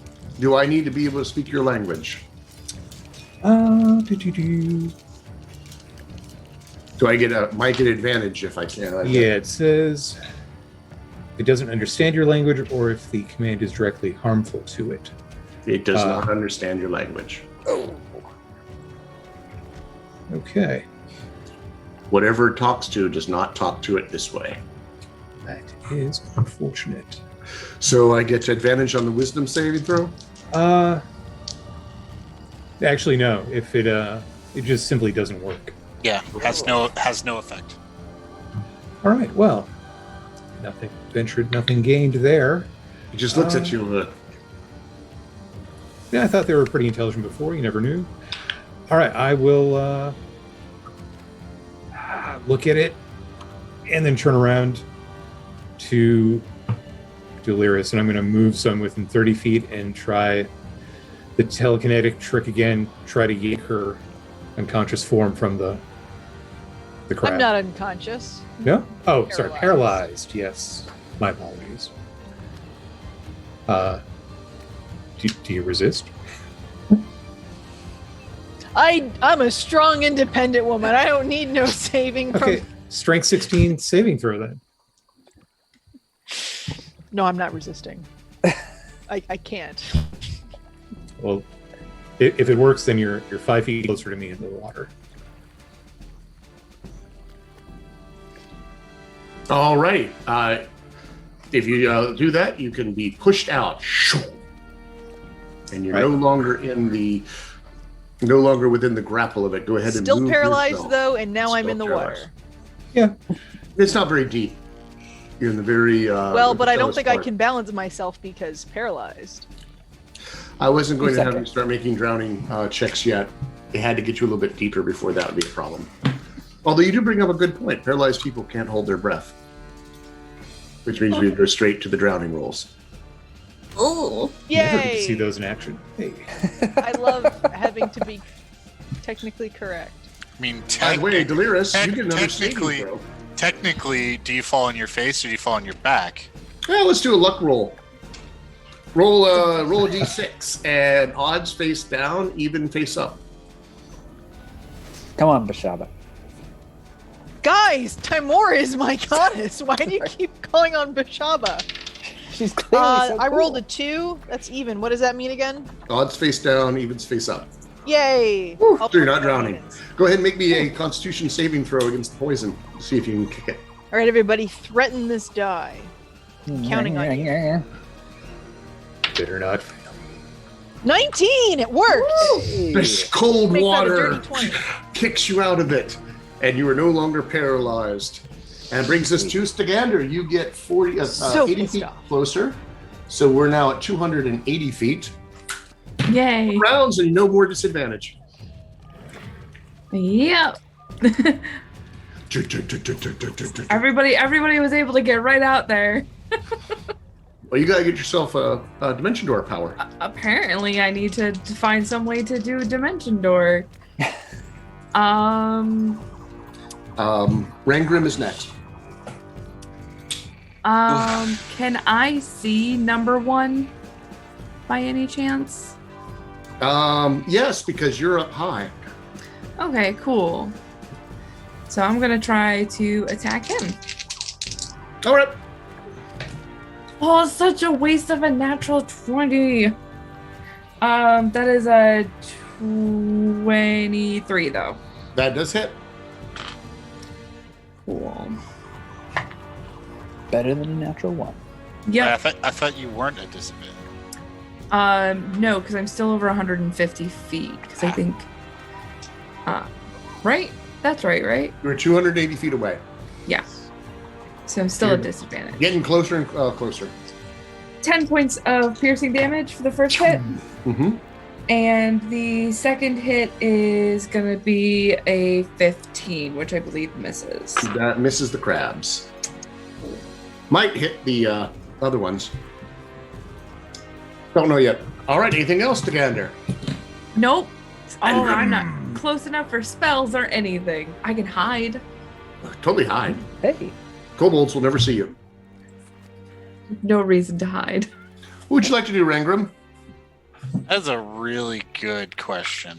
I I finally paralyzed the Dwarven Rune Knight with indecision. mean, I think the correct answer is rush to Delirious' aid. So take your attacks of opportunity, sir. Alrighty, hold on. You do that. I'll be attacking. Pew pew! They once again lash out at you with those long tendril arms that they have. The first one rolls a 15. I assume that misses. That misses. The next one is a 24 That'll hit. and wraps around your, let's say, neck for just a moment, but it's not a powerful strike and it doesn't grapple you. But as it does so, you see flashes of somewhere else, of a world that is covered in water with a few stones rising up, and you can see like these strange prehistoric lizard salamanders creeping up out of the water, looking around. And I want you to, as you can see, lightning crackling over the head and a storm in the distance. And I want you to take 19 points of psychic damage. Ooh, fancy. And you are at disadvantage on all wisdom saving throws until the end of my next turn. And then the tendril pulls back to it. And the vision that you had is gone. Ooh. All right. Anyway, continue your turn. Okay. And then I will get to the crab, and I will make attacks as he shakes his head. I'm shaking my head too after that blight. Wait, Fourth level spell slot. that is a 23 to hit the crab. You did. You hit the crib. That'll be... almost max damage. 31 damage. Describe your awesomely killing blow. As the crab drops the ground. Well, I mean, it's facing Delirious, so Rangram comes running, his head not even, at the last second, he just keeps running right up the back of the crab and then just smashes straight through the head at the top. All the legs go out, and then it boom, drops to the bottom round. And go ahead and put a big X on that crab. Oh, hey, you killed something. You get an extra attack. You got any movement left? No. Oh. I do not. Anything else, Rangrim? Use that cloud rune on yourself to to swing through this time and space. No, I mean to hit something else. But, I mean, on your own attack. If only it worked like that.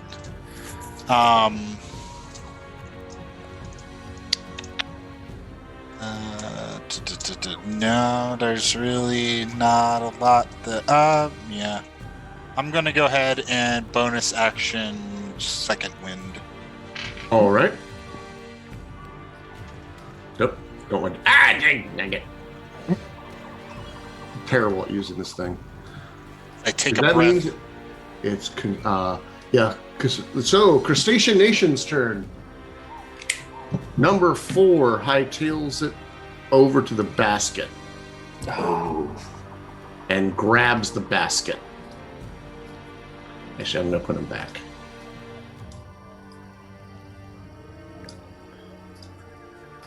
Because there's a basket full of floating elves there.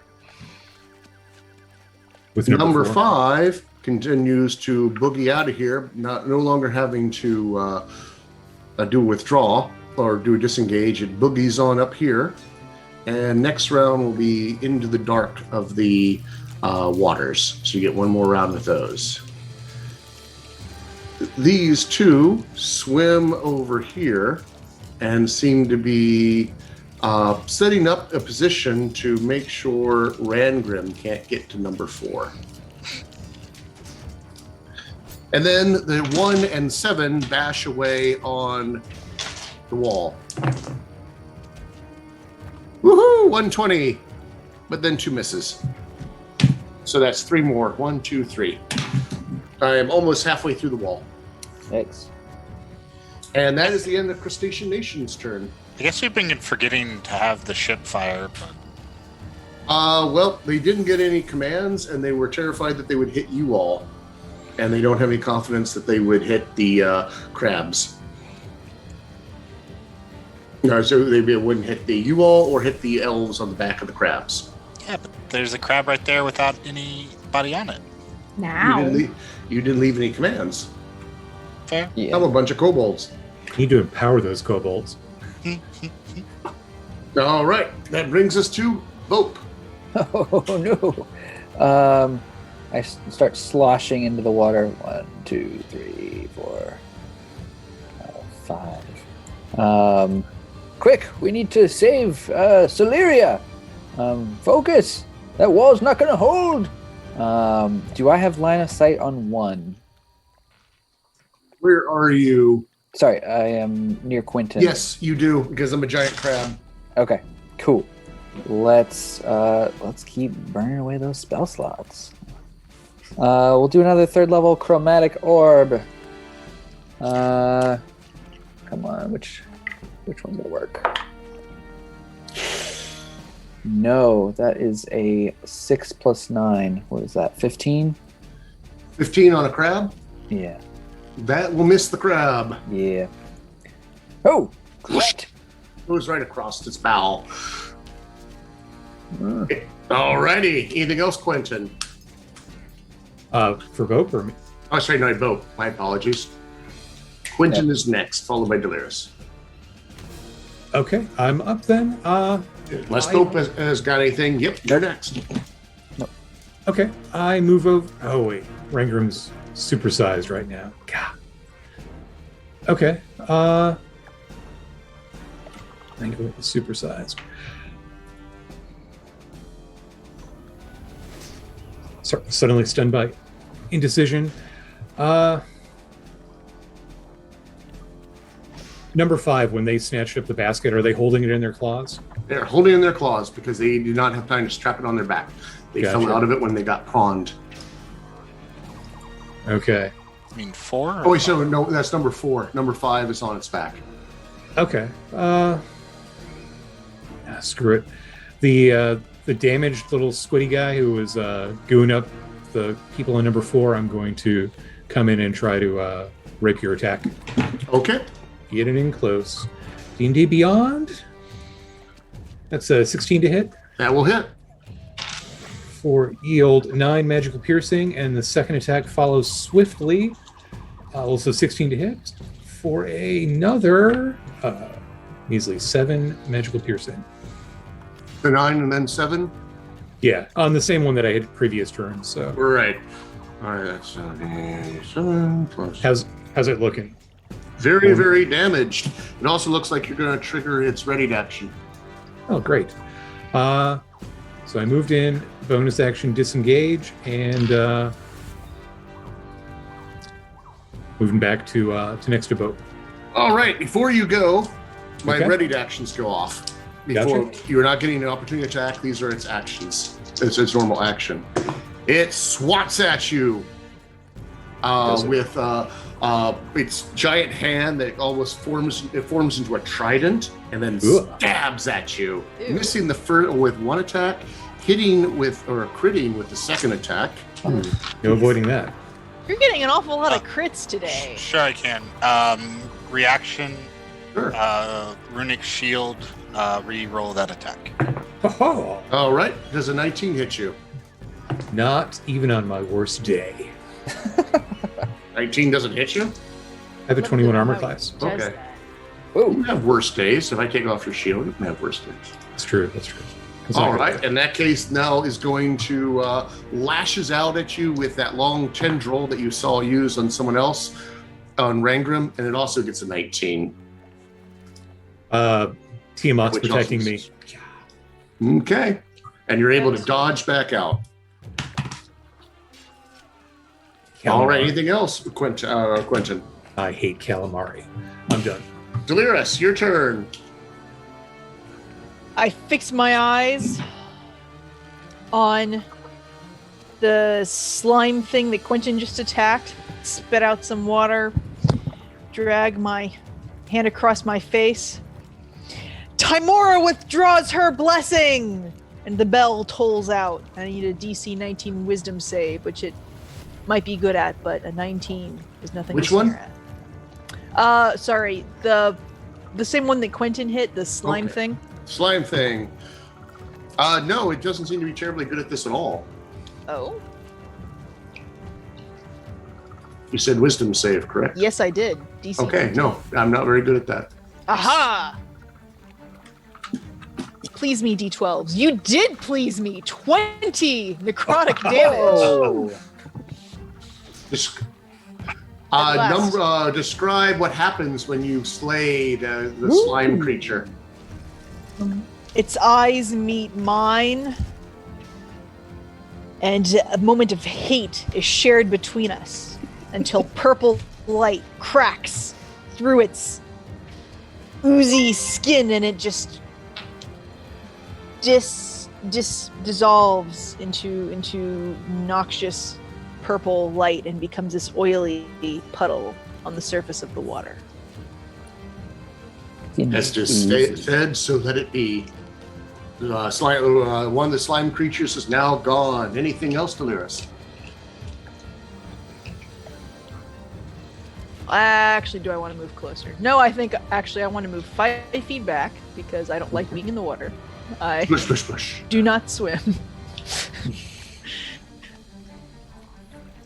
All right. The sky ship barrels forward another 80 feet, only 200 feet away now. We're now at the top of the round. Stagander, would you like to take advantage of telling the kobolds what to do? Since you're up there. I don't know if Stagander would feel comfortable doing that because I don't think she quite feels like she's part of the group yet, and this is not her ship. You can see the kobold, they're over there going like... As much as I want to say yes, my character this is way too awkward to be like, this is definitely not my ship, and I'm just kind of being hired to do this thing. Okay. So well, you're 200 feet away. Next round, you will no longer be at disadvantage. Are you targeting number 1 some more? Yes, I am going to focus all of my hate on it because I'm still rolling at disadvantage. Feel your hate. That's not too bad. That's a 19 to hit. That hits. I'm actually going to call favored foe on this guy. Okay. I think that's my last favored foe for today, unfortunately. All right. So that is going to be 19 points of piercing damage. Done. And my second hit is going to be a 16. Hits. Really good with the 3s today, apparently. Let me go make sure of that. Yes. 16. That is 11 points of piercing damage. All right, 30. All right. It is now badly injured, but continuing to bash away single-mindedly at that wall, completely disregarding the danger to itself. Anything else, Stagander? Nope, I'm still too far away for any of my spells or anything to really do any.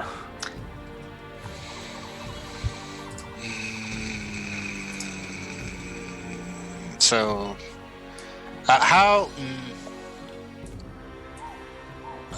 let's since I really don't know how deep the water is, and right now, since Rangram is large, I'm large, so let's say 10 feet tall or something. How deep is the water where I'm standing? It is a very slow, gradual descent into deepness. Anything that is blue is you can tell that the large crabs can't get below the water there. They have to get off the board to submerge completely. You are also large, so you can go anywhere that's blue and not be underwater. Yeah, but it's more like moving through water is a pain. It kind of is. Because I can't really tell how far it is between me and number 4. Well, probably one move. Okay. I mean, if I can get to where the dead one is next to 4. Yes, you've Delirious has cleared out the dead one next to 4, which means you can get rid of that. So there's a space open. Before you couldn't have gotten to it because there was a slime monster in the way. Yep. Nice. And I will lay into 4 then. All right. This will trigger the ready on the slime guy next to you, by the way. So whenever you're done, we'll do that. Sure. First attack. Mm-hmm. 12 will not hit. or actually, Nope. 7. Second attack. A 21 will hit that time, though. That will. He's fresh, though. Fresh baby. 26 damage. Damn, okay. And I will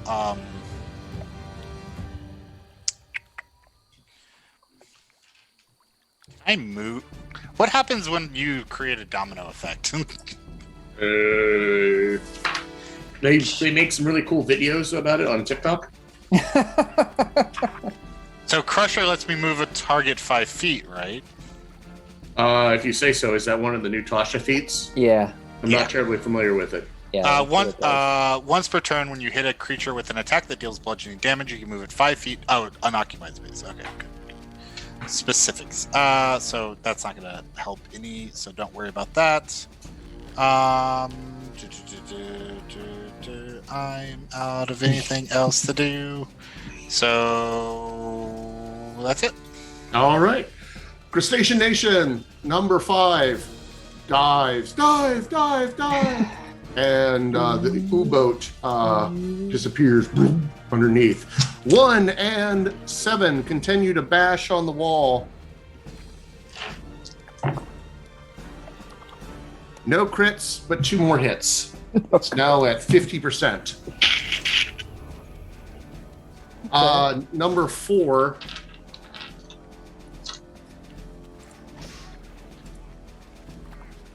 Am I going to swim away and give?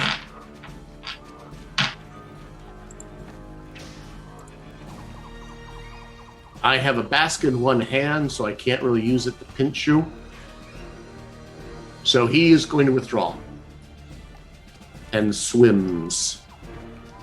So we'll go with that's 10 feet, and he gets just about there. He is barely visible under the water, and next round he is gone. Oh, I forgot to do my ready attacks. Rangrim does a where was it? 23 hit you. Let's go ahead and runic shield it. At a boost your armor class, or is that a reroll? That is a reroll, sir. All right, 23 to hit on the reroll. Sure. For 10 points of piercing damage.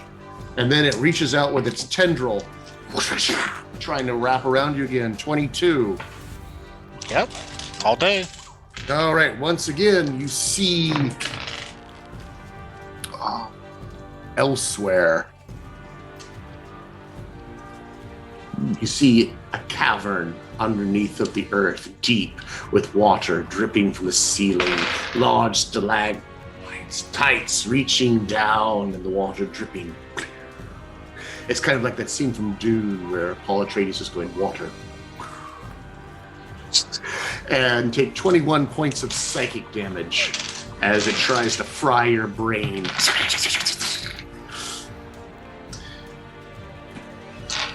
And then that was its raid action. So on this turn, it's going to try to do the same thing. Again, tries to stab you, 19 armor class.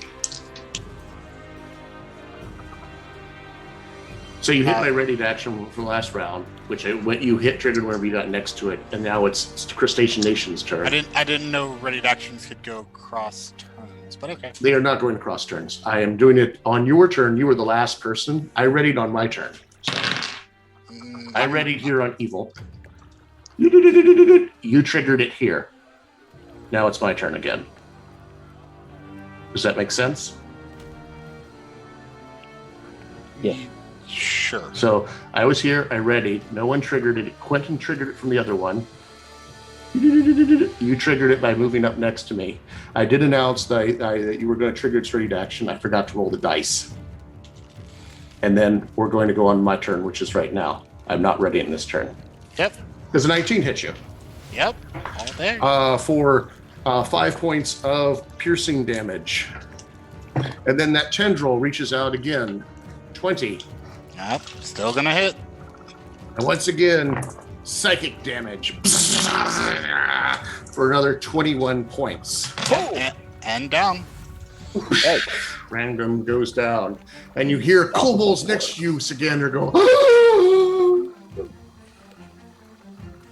And they're going to demand that they now have a target with rage. And they're pointing the ballista down at that scum.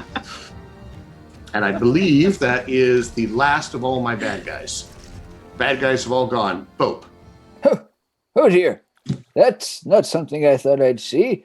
Again, I'm gonna turn towards the slimy monster with down to a second level chromatic orb because this is tiring for old Bope. Yes, natural 20. Oh, okay. All right. So that is going to be, oh wow, that's equivalent of blight damage. Oh, my God. Nice. My poor slime monster. Kill it. Come on. But it can't. You have no sympathy for the slime monster. No. Okay, that's good. That's good. Okay. That is 20. That is 27. 30. Okay, that's actually almost exactly the same. 35. 35. And this one seems to have about the same amount of toughness as the crab creatures that you've really injured it, but that was the first blow. Anything else, Bo? I'm going to just be soggy and move 10 feet this way. Quentin is next, followed by Delirious. You done? Yep. Is that creature next to Rengrim dead? No, it is still up. It got chromatic orb really hard, but it hadn't been hit yet. Oh, yeah. Sorry. Never mind. What I do is I get down, so I'm like right above the water, and I kind of perch on the broom, and I stroke it, and I whisper to it, "Go to Stagander on the airship. The drow with the bow." And I point up, and I dive into the water, and I don't believe it takes an action. I think it's just a free action. You're talking to the broom. And, no, not the manta ray, the broom, to send the broom to her. It's like one of the things you can do with the broom, send it to her. Sure, we will go with that for now. We'll check it out later. Okay. And then for my move, I move closer to Rangrim, and I think we're still doing the bonus action for potions, right? Is that a house rule? I think it was for your self bonus. Is it for yourself only? Okay, well, Rangrim can die then. Okay with that. Okay. Stealth bonus, another person in action. Well, Is that either way, what it I've got- was, Tom? I thought that's what it was. Okay. Yeah, I'm good with that. That's a good rule. bonus action potion healing. I could have done. Well, I need an ally next to me so I can get sneak attack damage. Oh. All It's right. completely for me. All right. And then Anything I else, will- Quentin? So that was a bonus action and move. I'm going to attack it with the rapier. Okay. And that is 23 to hit Hits. for 16 magical piercing.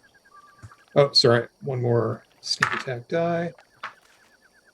That is 20 total magical piercing. Second attack then That makes my math easier. Okay. is a 24 to hit for That hits. 13 magical piercing. All right, 16. All righty. It is badly wounded. A broom goes flying across the sky up towards the sky ship. Delirious. Okay, so Renion's back up. Not Renion. Rangrim's back up now. I don't know. He hasn't rolled any dice for it. Oh, sorry. Leave that to you. 2d4 plus 4? 2d2 or 2d4 plus 2 if it's a regular potion of healing. Okay. Yeah, it's just the low end one. Yeah, but it's enough to get Rangrim up. And in positive numbers. Yep. Potion of 2d4 plus 2. Need me to roll? If so, that's a 7. Unless you just did it. Yeah, You got it? 7. Yeah. Okay. Nice. Good job. Okay, Quentin. what's the ruling on? Oh no, that doesn't matter. That doesn't matter. How many hit points do you have now, Rangrim? 7. I think. Slosh, slosh, slosh, slosh. Tamor grants you the strength to carry on the fight, and I smack him with a level 3 cure wounds. Heal, that's a good roll. Heal 24. Nice. Smack, smack, for your own good. End of the round, if there's anything else, Delirious. No. The ship moves 80 feet closer, is now within range without disadvantage as is Gander. The kobolds, go ahead and make me a magical attack against the slime monster that killed you, Rangram. This is for the kobolds. This is for the kobold. No, this is for Rangram. The kobolds are doing this for Ran. Danger close. We'll get her attacks in just a moment. So make those attacks. Make a magical attack for me, Rangram. That is an 8. You cannot aim. Oh, there's the rage. The kobolds are all blaming each other up there. But They're cute. What range are they at? That's only 120 feet. Okay, so they are within range of the ballista, though, as well. Sure. I had it. 2 elves in ballista. I had the ballista stats and then I lost it. Okay, there it is. Uno moment. Go ahead and make an attack. Yes, that's a thing. Nope. A 9 this time. Oh boy. All right, Stagander. The gloves are off, or maybe The gloves are on. I'm going to use my inspiration from last game, or from the jumping out of the airship last game, Nice. because I'm a little upset. That is going to be a 22 to hit. That hits. All right, and this is my favorite foe. Oh, I love seeing big numbers. Yeah. That's awesome. No whammies. So that is 16 plus 22 points of piercing damage. Ouch. It Yep. feels that. Yep. Those D6s, man. So that is a 28 to hit. That will definitely hit. Awesome. And that is 17 points of piercing damage. All righty. Oh, man, it is Solid. looking really bad. Oh, Rangrim, it is now your turn, then the crustaceans. Yeah. So let's return the favor. As I get up. So I'm not gonna have a lot of movement afterwards because I do have to get up out of the water, rise up out of the water, hammer, ready. Hammer time. Hair. 19 to hit. On my slime guy, Yeah. that totally hits. 4.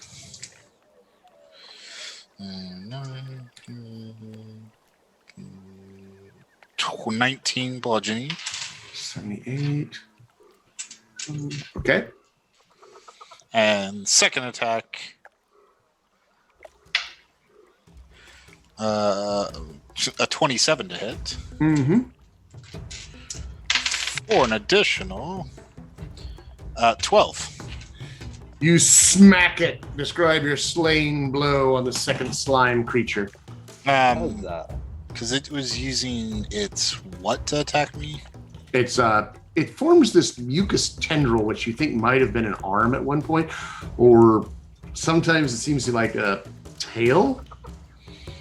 Yeah, so the first blow is going straight through where that was, and the second one will then come in perpendicular to cave it through. Oh man, it is done. You kill a creature. Yeah. Hey. Yeah. Do you have the movement to get to the other one? No, because I had to stand up. But I can. But nothing before the butt it counts when you have that. What is it to pull a weapon? Part of your move. So, okay. Basically a free action. You get one free action around. So, well, you can pull out one item around. Yeah. So basically, drop one hand from the maul from the giant hammer. Grab a warhammer, or not a warhammer. What do I have? I have A Thor hammer, if you will. Probably good because on its turn it's fleeing. Oh, never mind. This isn't. I thought I had a throwing one, but I don't. Oh well. You don't have a throwing one? No, I just have a warhammer. Rangram probably would have a throwing one. You could probably grab a dagger off me, or a dart. Rangram, give yourself a throwing hammer. I would have. 10th level, you would have had one. You just hold out your hand, and it just Jeff isn't living Rangram's life all the time to think about things. So this is going to be outside of its range because it's usually 20 feet, and that looks like it's more than 20 feet. It is, but you have half your movement left. You can splash forward enough to get within 20 feet. Touche. Nice. And then, throw. Are you going after 4 with has the dragging the basket behind it, or 1 who is slamming on the walls of the stone thing? 4 is going away. Who looks almost dead? 1 looks very dead, and 4 looks wounded. Yeah, I'm not going to be able to stop 4 with this, so we'll try to finish off 1. Okay. This is turn. Does it happen to keep our turn counter? I'm on 6. Oh, good. Last turn. Reaction to give myself advantage. Alrighty. Using the storm rune. So that is a over 20. So you hit. That hits. Yep. Thrown hammer is probably a. I'll do that. That's going to be 11. Boom! And it drops. Crustacean Nation's turn. Number 4 swims away. Number 1 is dead. Number 7 beats on the inside, trying to chip it out. And now you are all here. And I would like to declare that you will be able to lie in wait for it to bust its way out, and then you can quickly overwhelm the Chull and rescue Celeria.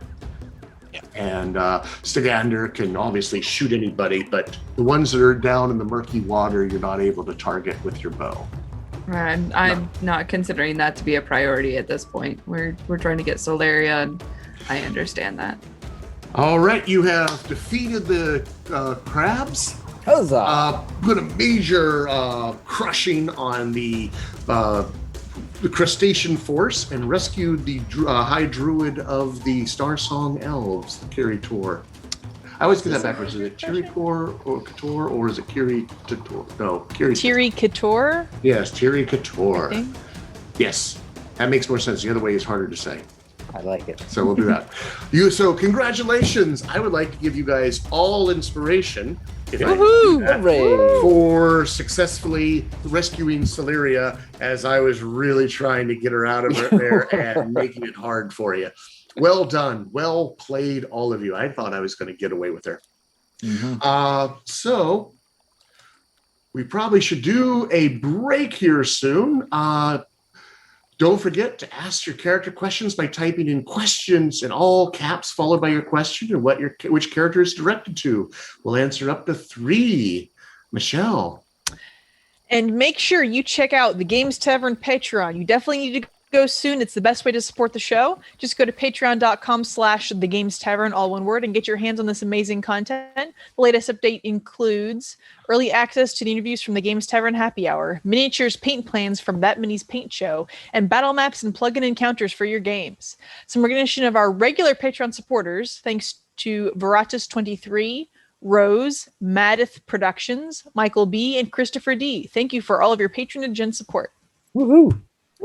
And as a reminder, we have a giveaway going on. Type !epic in Twitch chat to enter to win an epic character generator in order to create realistic avatars of your characters from Overhead Games. and we'll be right back in just a few short minutes. Hi, it's Reed from Whiskey Magic and Destruction, here to tell you about That Mini's Paint Show every Sunday at 5 p.m. Eastern Standard Time, 2 p.m. Pacific. On That Mini's Paint Show, we're going to paint miniatures every Sunday, showing you how quick and easy it is to paint miniatures to a high standard for your tabletop.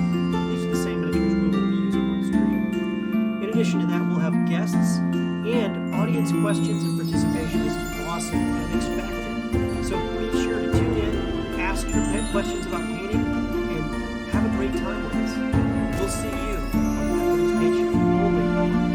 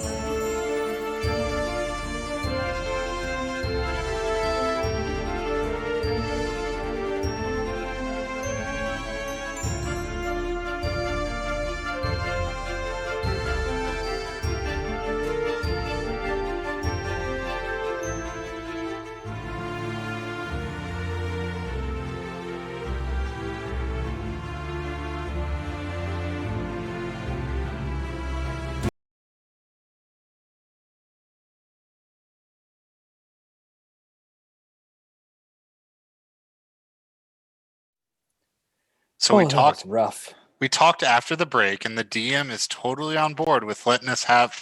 No, I'm kidding. What was this? I probably am. Flying unicorns. Flying unicorns. What's those on My Little Pony? Uh-oh. No, they do. They had them off the flying unicorns. Alicorn. That's it. Alicorns. I have a daughter. I know My Little Pony. By golly. Welcome back, everybody.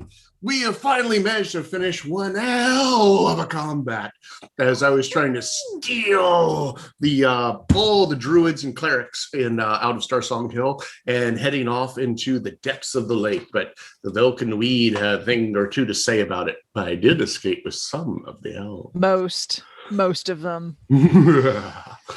And so now we pick up our scene. We wish, oh my God. We got to go to our questions first. We had some character questions, didn't we? Yeah. Yes. One question. Delirious, aren't you a Timora and aren't Timora and Bashaba just two sides of the same coin? Why not worship both? Well, the mechanical answer to the question is Bashaba is evil and I am not. The thematic answer to that question is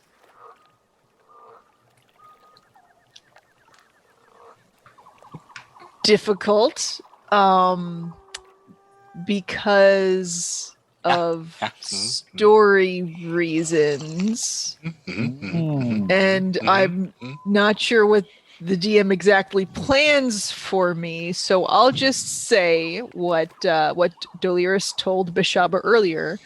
I have taken enough of your gifts in my lifetime. Here. Ominous.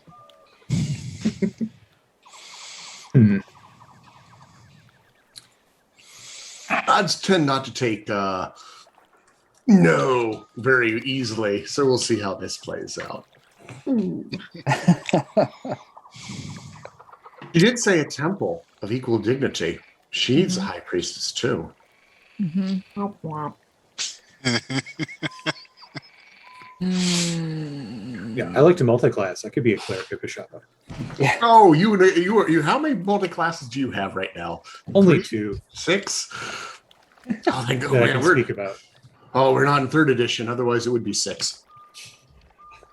So, welcome back, everyone. We are meeting up with the Velkyn Weave on the shores of Lake Reston, if I remember correctly. Rest. Rest. That's right. It's Reston on the shores of White Lake. Yeah, someone. It's Rest because we live near Reston. Yeah. Property values are plummeting here. Near. Mileage-wise, it's not far, but... We find our intrepid heroes gathering themselves and cleaning themselves up after a nasty fight, and they have in their company one basket of wild elves. One thing that I was thinking when we down the 2 Mucus monsters. Mucus creatures, did the bags that they were pulling stuff, where was the mucus they were putting on the elves coming from? Oh, that yeah, from those them? Those Well, jars. they have internal pouch. They just Oh, God. Oh. pull it out. Kangaroo mama.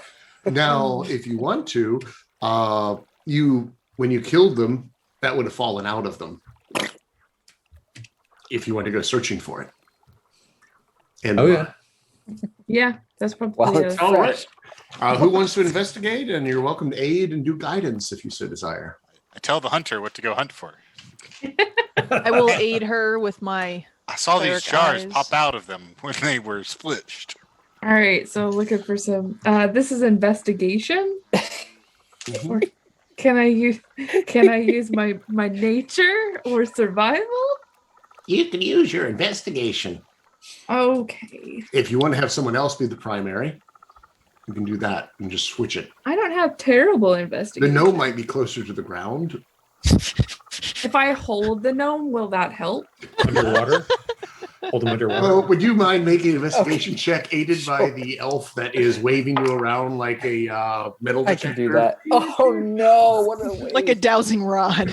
I rolled 2 natural 20s Oh, for a 29. oh, here it is, right here. You find both jars with a 29. Mostly just making sure Nope doesn't or Boat doesn't Nope. drown. Nope. I Nope's his other brother. suppose we all would It call is. him Nope now. You have a brother named Nope. Hey, you don't know. I accidentally called you Nope because I play with another character in another party. There is a gnome named Nope.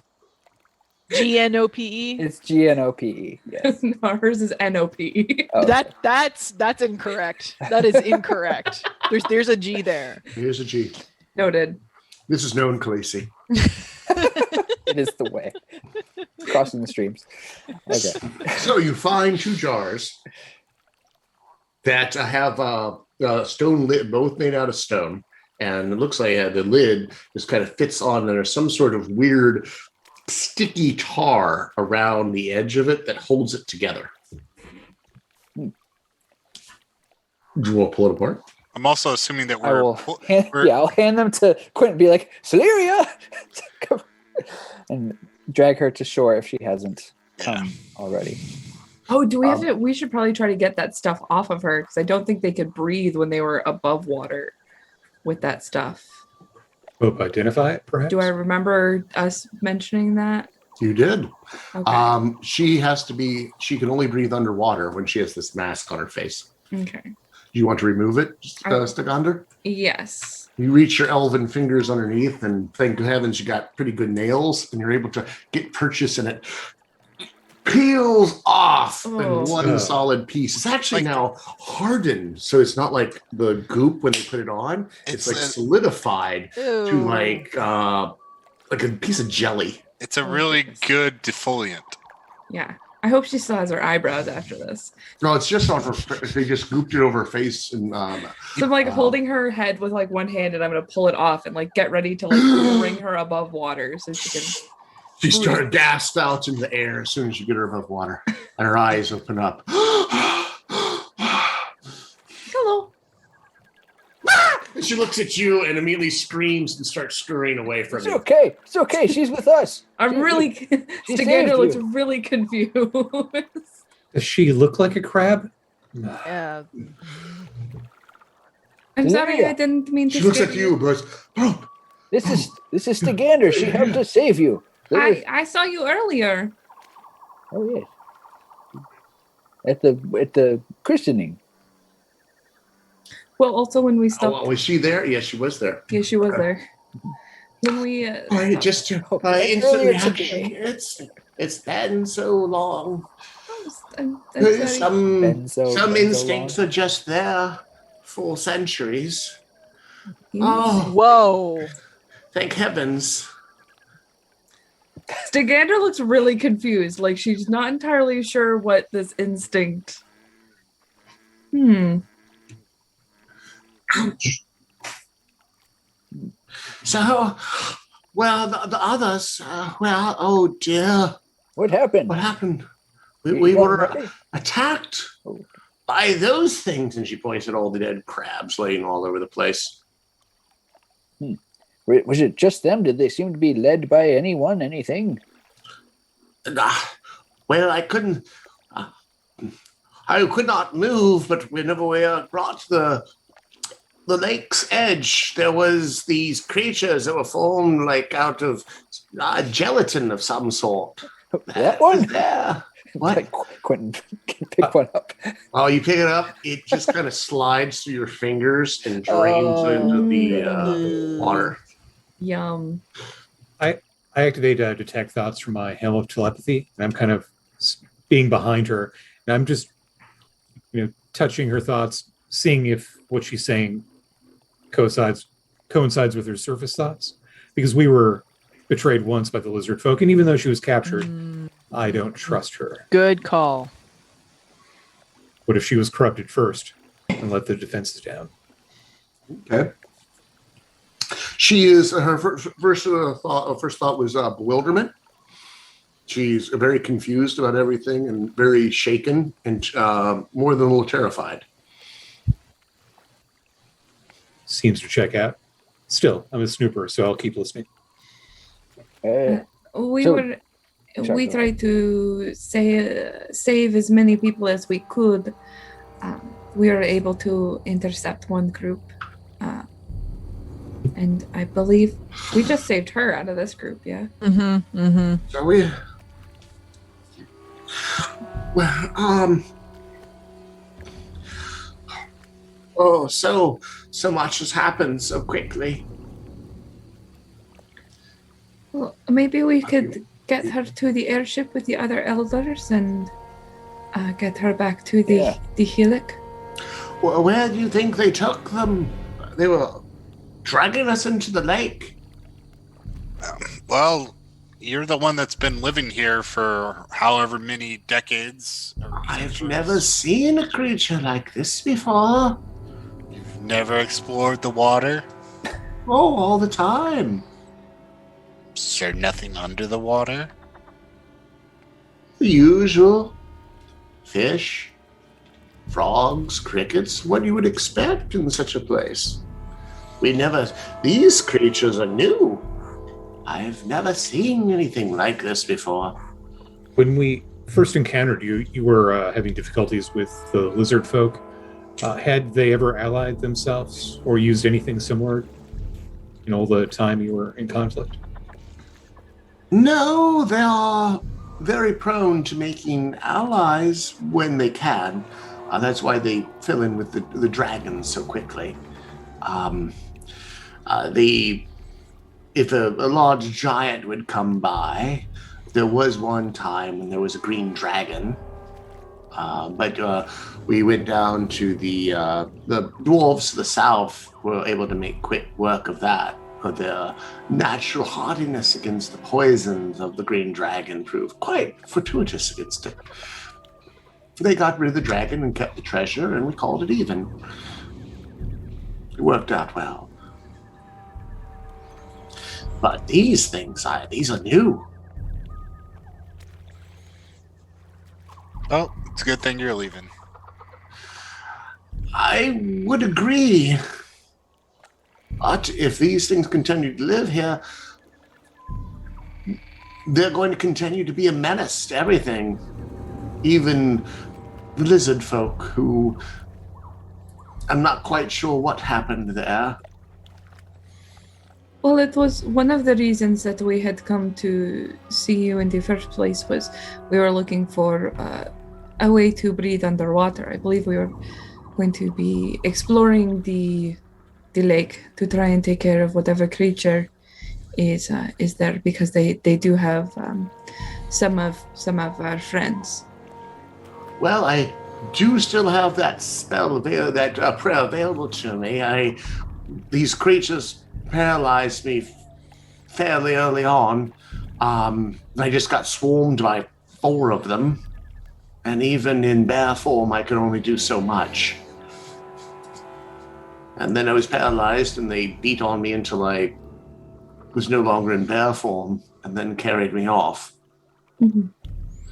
But yes, I will be happy to help in any way. Well, I will tell the others. Any of the others survive. Kiliar, Ilian.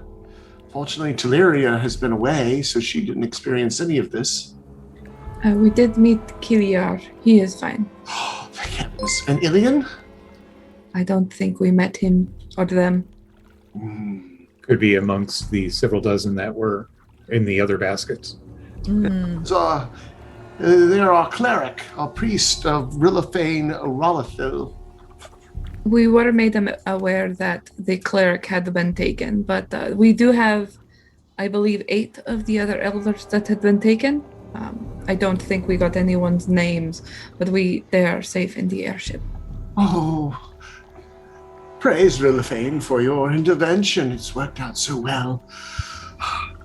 We might have to ask you to do more, though.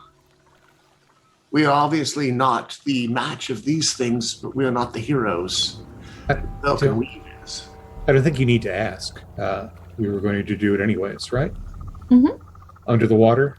Well, because we think that that's what Deet and Tobias is, and I believe we would like very much to rescue them. Do you wish to have the prayer now, or do you wish to rest and recover a bit before you venture into the lake? We probably need to rest. Yes, we would. Short rest and go down? Any other requests I can cast upon you before you go? I'll be happy to give you whatever aid I can, at least some good berries. Too kind. You haven't picked up anything of disturbing note yet, Quentin. You can tell that she is very concerned about where is Ilian's snowmantle, the cleric, Okay. and also the other, all the wild elves have been taken. They're under the water, and she is completely she doesn't think these things are natural. They're not part of the natural world. Yeah, no shit. Recent. All right. And I'll share that kind of bonus action to everyone except Rangram, who's still shielding from me. Her thoughts check out. She appears to be telling the truth. Well, we know Deet and Tobias have been down there for some time. I'm pretty tired. It's been a very long day. I don't know if a short rest is going to be quite what all of us need. I think I'm going to need at least 4 hours to meditate. How long until that storm gets here? Maybe 20, 30 minutes. Okay. Well, You We're can going. get back to Starsong Hill if you want. It's not that far away. I think we'd probably better, as much as it pains me to say that. Mm-hmm. Well, it would be a poor use of resources to go in unprepared and unready for what horrors might await you, and that would squander our best opportunity to rescue them. And so we can prepare. Arrows. I need more arrows. That we can definitely do. All right. and were they using poison? Was anyone poisoned by them? The tentacles? Yeah. Was the poison, because we were making poison rolls, are those the things that were making people paralyzed? Yes. Okay. If you have any anti-venom, we could probably use that as we journey down. She does. They will have some. So, she will gladly take you back into, go with you into L'Eclipse Fiol and take that back to Starsong Hill, where they will start doing accounting of what they have available for you. Or to help you, and they will be provided places to rest. The fires are all out at this point. The watch has been reset. The watchtower trees are going to take some time to repair, possibly years. And there's some debate whether or not it's worth redoing at all, or just abandon this place and move to Vroth Keep like they were originally intending. Just speed it up a little bit more. Alien Snow Mantle is nowhere to be found in the city, at Starsong Hill. Uh-oh. So they believe they're one of the ones that was taken down the road. I mean, because they got away with that group that we met a combination of the two other groups that we didn't get in the first group, or was that just one of the three? That was one of the three. So there's a whole nother group that we didn't even see of another. Who knows how many? There was 2 elves per basket. 4, I believe. So there's 20 elves missing. Okay. Plus unknown number of lizard folk from over a period of time. It's not going to be an insignificant fight. The god in the lake is going to be in for a rude awakening, though, when we get there. I believe. I don't know. The forces he commands seems to be vastly superior than the 5 of us. Well, think about we can be quite a formidable force when we put our heads to it. And it's really more like 7 between Stigander's bow and Quentin's rapier. Right? 7 still gets beat by 50. Not always. I think you need to have a positive attitude. I'm only alive because I have a negative attitude. The worm lord Oh boy. underestimated us, and he's worm food now. Yes. If you wait for tomorrow, among the things that Celeria can do for you is she can do the aforementioned good berries. She can cast water breathing on all of you. That's what I'm interested in. They do have antitoxin, but she also can call upon Rilithane to give her the bounty of the forest and give you a feast worthy of the heroes that you are. Ooh. Which will have the same effect as making you immune to poison, which might be better than the antitoxin. A little bit. Yeah. Yeah. Let's set some good food. Mm-hmm. They will also provide you each with 2 potions of healing and 1 potion of greater healing each. Oh, wow. This is most generous. Indeed. And to Delirious. Yeah. I think we really do need to help them now. If you're going to go down and rescue their kinfolk, they break into the break glass in case of emergency chemical reserves. And if you have specific requests beyond that, they can see what they can do. 2 potions of healing and 1 potion of greater healing per person? Each. Yes, per person.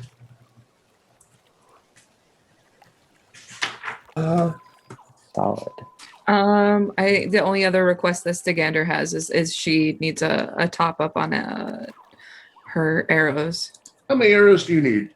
They have infinite arrows. Rilithane makes his own. I haven't. Not Rilithane. Let me go back. Kiliar makes his own. I need exactly 27 arrows. Stigander, have you fought underwater with a bow before? Well, there was this one time, but yes, in short. Is it tougher than doing it up above? Well, since I'm pretty proficient in swimming, it makes it much easier.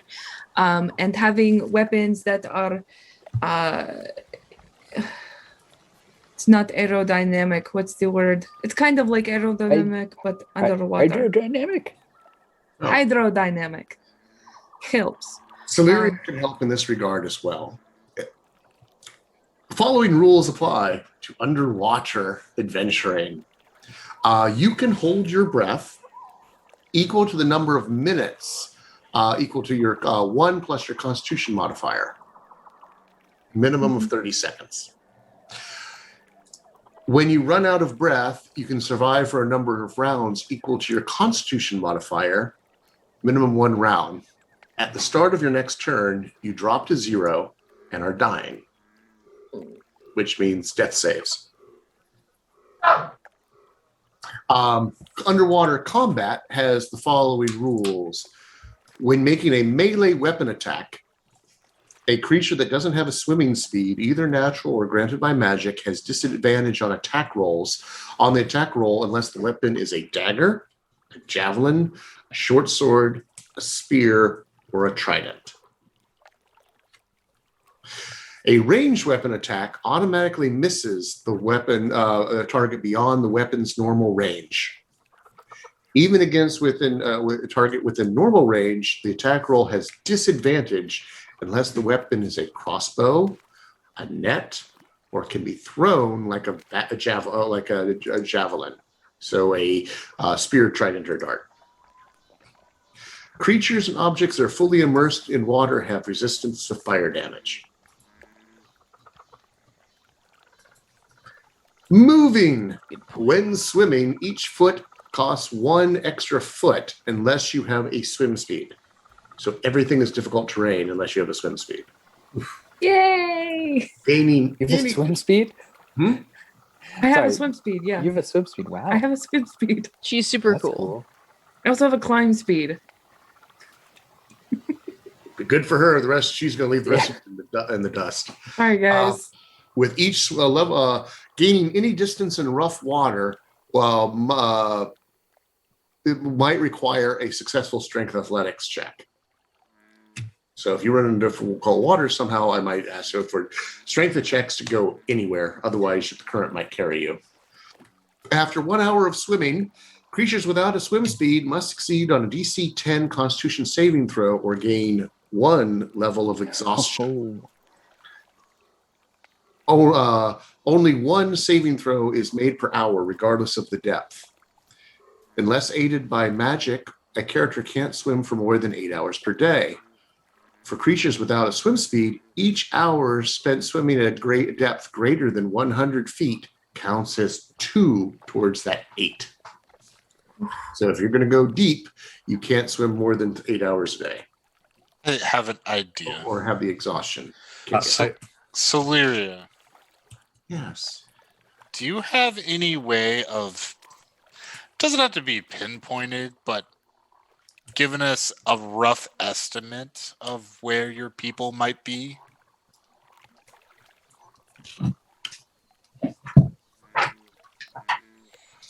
She does not at the moment.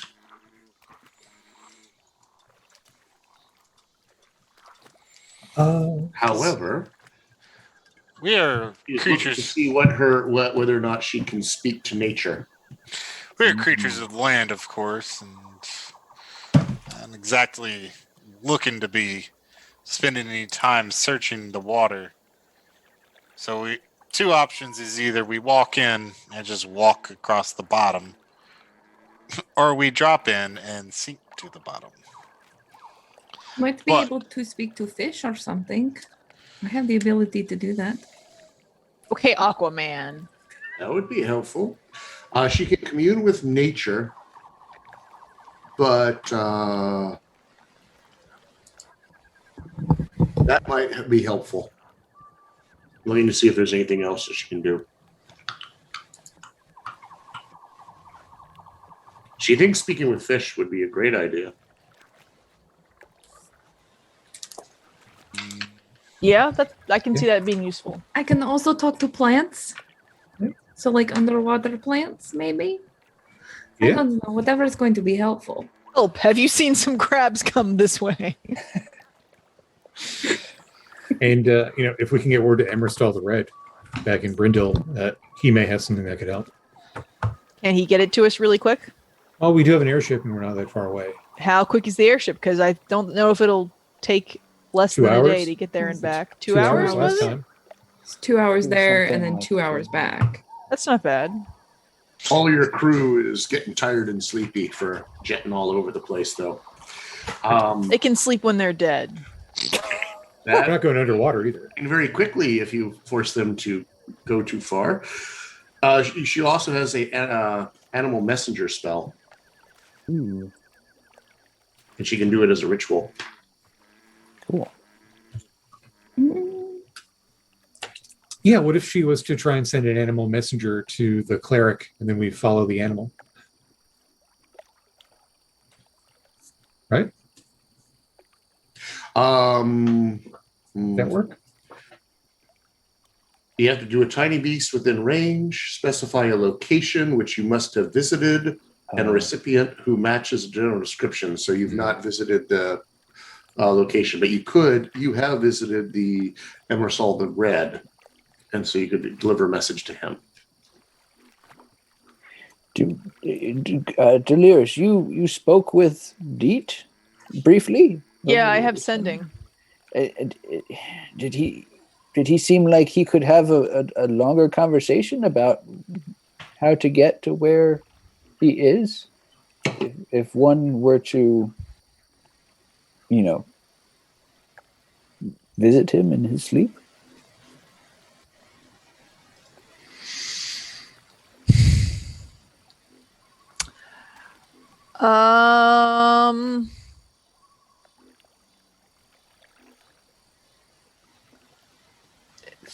Theoretically, yes. However, that's one question on my part and then one answer on his, less than 25 words. I don't know if has enough wits about him to be able to give us good directions. Mm-hmm. I can try if you'd like me to use a 3rd level spell slot on that.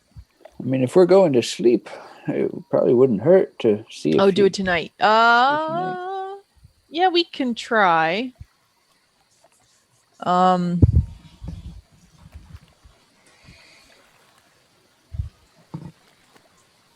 Yeah, let's do that.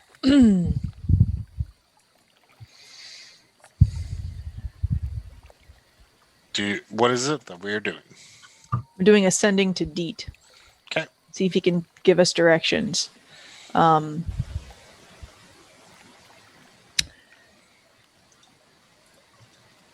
even if he can't give you all the directions, finding out whether he's capable of doing it, I can have a longer conversation with him if necessary. Okay. All right.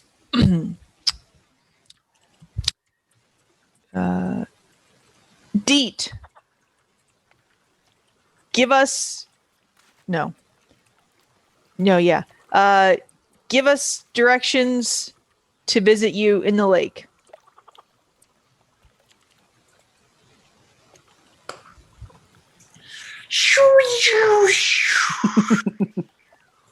And you start making the contact with the sending. It's harder than it was last time. Mm-hmm. And then you hear a voice. Delirious! Yes! You must go down! Down through the drain. Then you find the eyeless ones who will take you the rest of the way.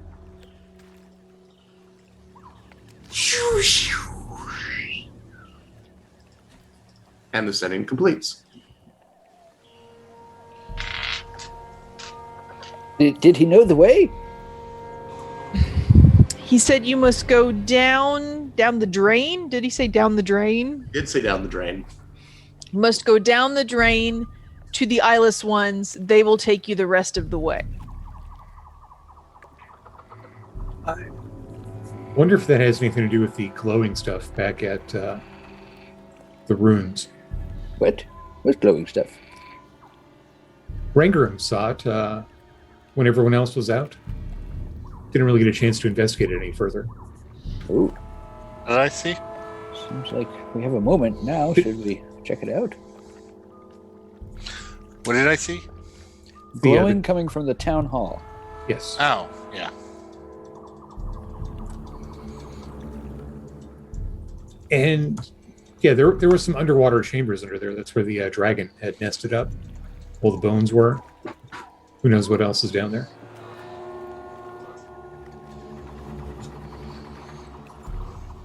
Maybe in the morning. Yeah, maybe in the morning. Yeah. Definitely in the morning. Ooh. I'm exhausted. But if the elves are willing, animal messenger to Emerstall the Red just to update him on what we're doing. Velkyn Weave going underwater. Seeks the god underwater. Need magic swimming. We're at Starsong Hill. Starsong Hill. Please send help. Should be under 25. Gonna make my way around, just picking up as many whole acorns as I can find, if there are any in the swampy. There are on Starsong Hill. How do you turn? Oh yeah. How do you turn these acorns into your magical acorns? Well, some of them are ones that I had commissioned, like the diamond one and the granite one. It's a very small diamond. I hold it up. It's like a pea-sized diamond acorn.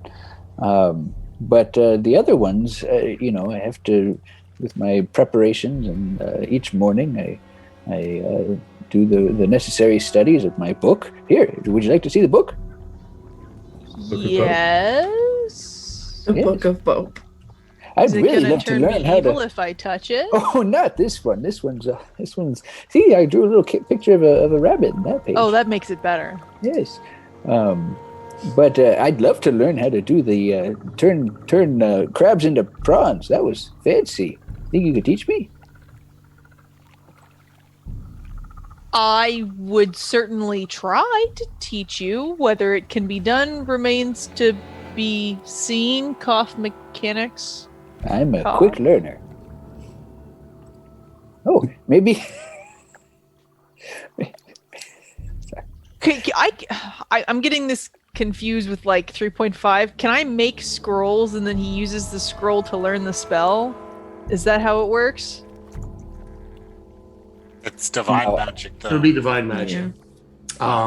Your way is basically beseeching Timora. Yeah. The prayer, and he is reaching into the weave where his little grubby fingers shouldn't Right. be in with, and doing things that cause all creation to riot and come crashing down and causing the spell like I'm sorry, that was pejorative. Basically, but it's not going to be. You're not going to be able to successfully tutor him in that one. But maybe Emerstall the Red might know it. Why is Emerstall the Red the answer to all of our NPC problems? He's a great drinking buddy. His wife is a delight. And he's just a fun guy. He's married? Oh, yeah. I mean, his wife, great gal. She can drink me under the table.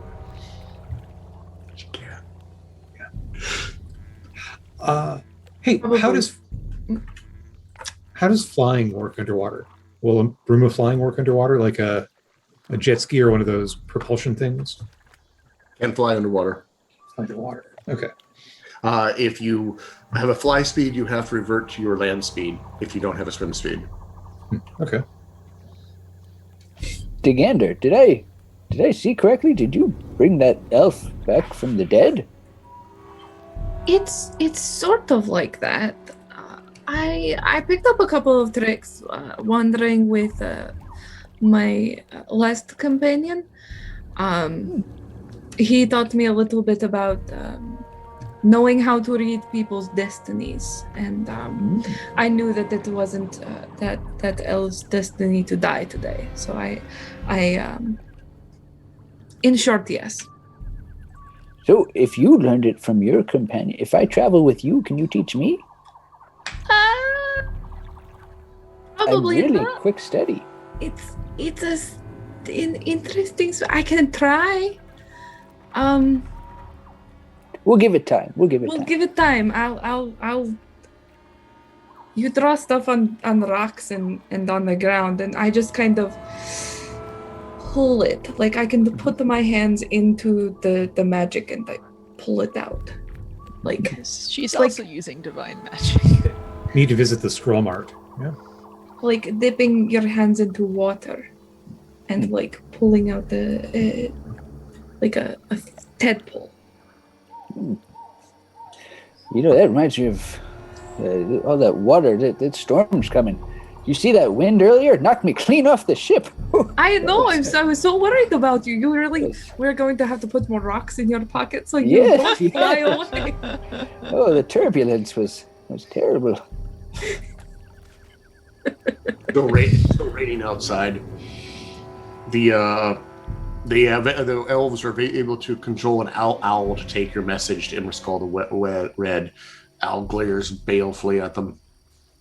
I could send a sending to him too. As the owl leaves. Yeah, that would be great. Thank you. Save the owl the trouble. He's already flying, but double down on that message. Yeah, make sure it gets there. Message for you, sir. The owl has flown the coop. It's like the delayed message, and then the owl gets there. It's like, I killed a wyvern to get here. Oh yeah, thanks. They already told us.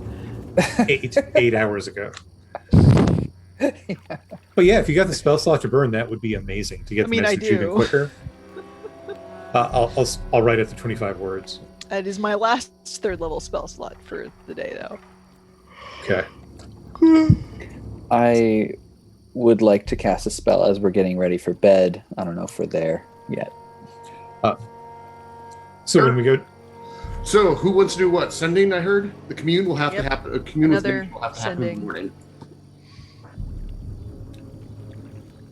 Yeah, so the animal messenger message also going via sending, I guess. Well, they had already sent out they had written out the note. Yeah, but what if they were lying or it gets lost in the wind? There is a storm. Did you want to call back? Did you want to not have them send the owl? Or that poor owl. I mean, really, what would Eldon say if he were here? I'm a tree. I don't talk. I'ma just be a small town druid, but no reason to torture that critter if ain't cause to do it. Please don't tell anybody. Please don't tell Eldon that I did that. I kind of turn away and disguise myself. I'm now looking like a 5'6" Eldon. The hat. Well, I do declare. I guess we should call back that owl. Quentin, that's terrible. I'm sorry. I know. But the hat looks good on you. Well, it looks good on him. Who am I kidding? You're right. 6 foot halfling. That's just ridiculous. All right. right. So is a 6-foot tall dwarf. So what spells have come in my way? Sending? The elves are kind of are not quite sure to make Eldon! And they all flock over to him and start asking you questions. How good is your disguise? Oh no.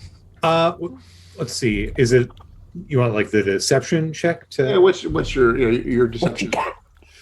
You don't have to make a roll. Just tell me what your bonus is. Oh, plus 12.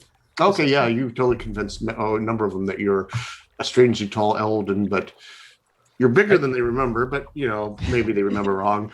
I've been eating all of that magic fruit from Vroth Keep, and it made me a big boy. So make sure you get your vitamins. But stay away from the red berries. Have lots of questions from all of the wild elves who are thinking you're Eldon. I'll just throw it out. I'll turn everything into a question about dragons and give that a little sage dragon fact. Well, you see, what a dragon would do, and then I'll just keep changing it back to dragons. Okay. Well played. So my strength. Is sending going off to Immerskull? So Delira said, I am ready for your message. Whenever you're ready. Message for you, son. I don't know. I forget. How did Grant have him sound like? I don't remember. He didn't Sounded talk like much. Grant. It was just very brief. I don't recall. Yeah, he was. All right. Well, we'll go with this one then. Starsong Hill. Ahoy, ahoy. Do you want me to read the message that I gave to Delirious? The Velkyn Weave is going underwater. We're at Starsong Hill. Elves captured. We need magic swimming.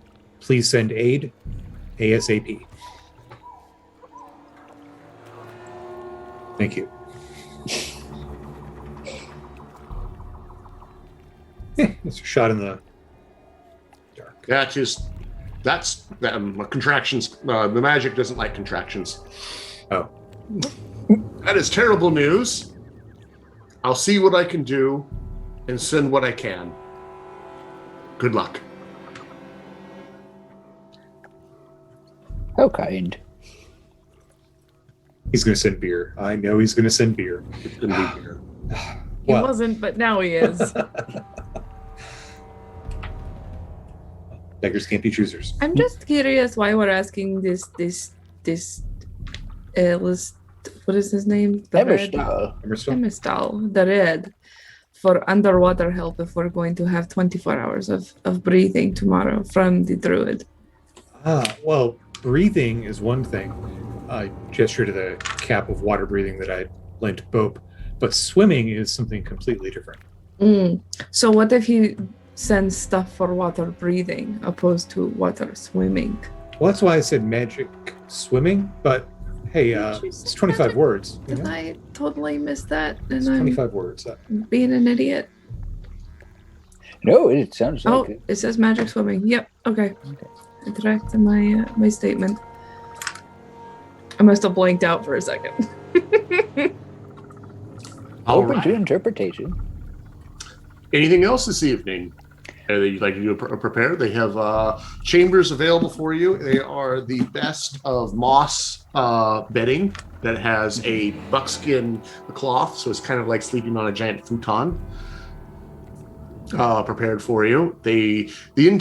All of the elven village is torn. One, they are terrified and sad of the raid on their town, but on the other hand, they have complete confidence in the Velkyn Weave is going to bring their people back. Have we sent the ship away, or is the crew resting here as well? They'll rest here as well until... Okay, then I actually want to sleep on the ship tonight. Okay.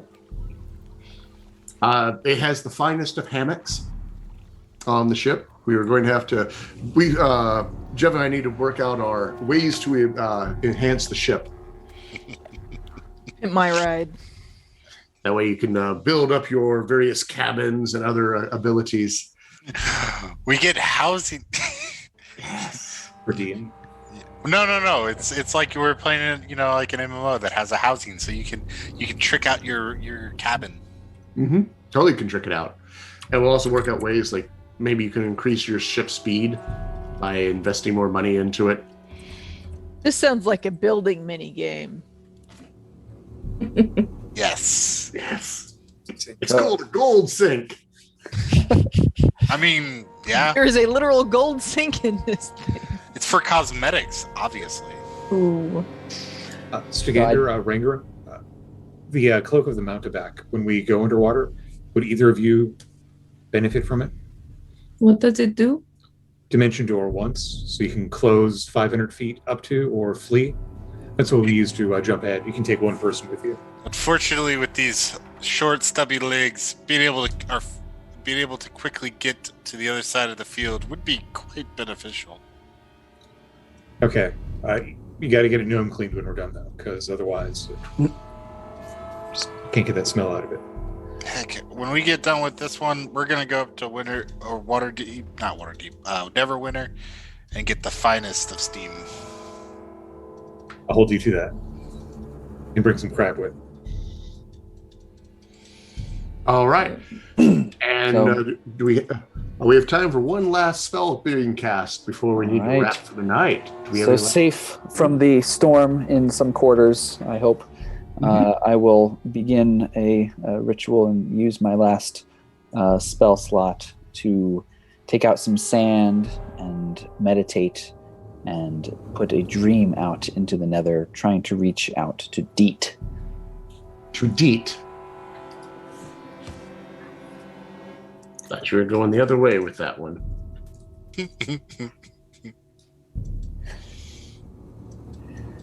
I think the only condition is that he is asleep. Does he sleep? Oh no, he has to be on the same plane of existence as me. No. Well, but he did with sending too, so if he answered, then that's all right. Sending There's can't be only- other planes. There's only a 5% chance of failure if it's another plane. I always thought that was way overpowered. Greater than You're on that, another but- plane. You shouldn't be allowed to telegraph people. You're out of town. It's way powerful for third level. But that is the way it is written.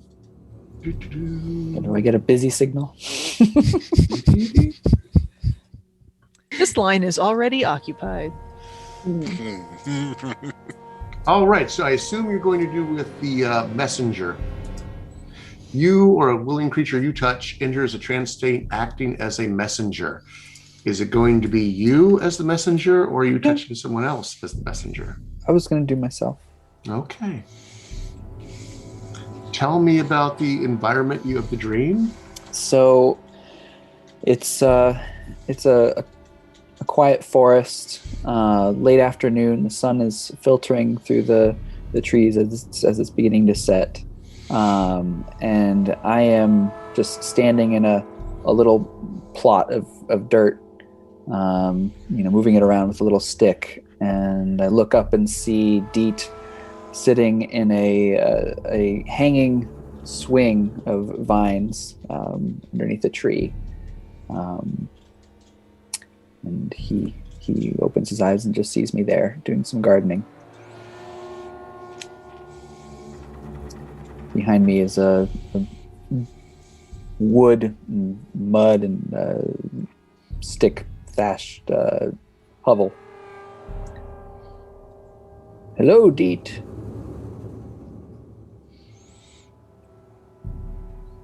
All right. So, reading through the description of this spell.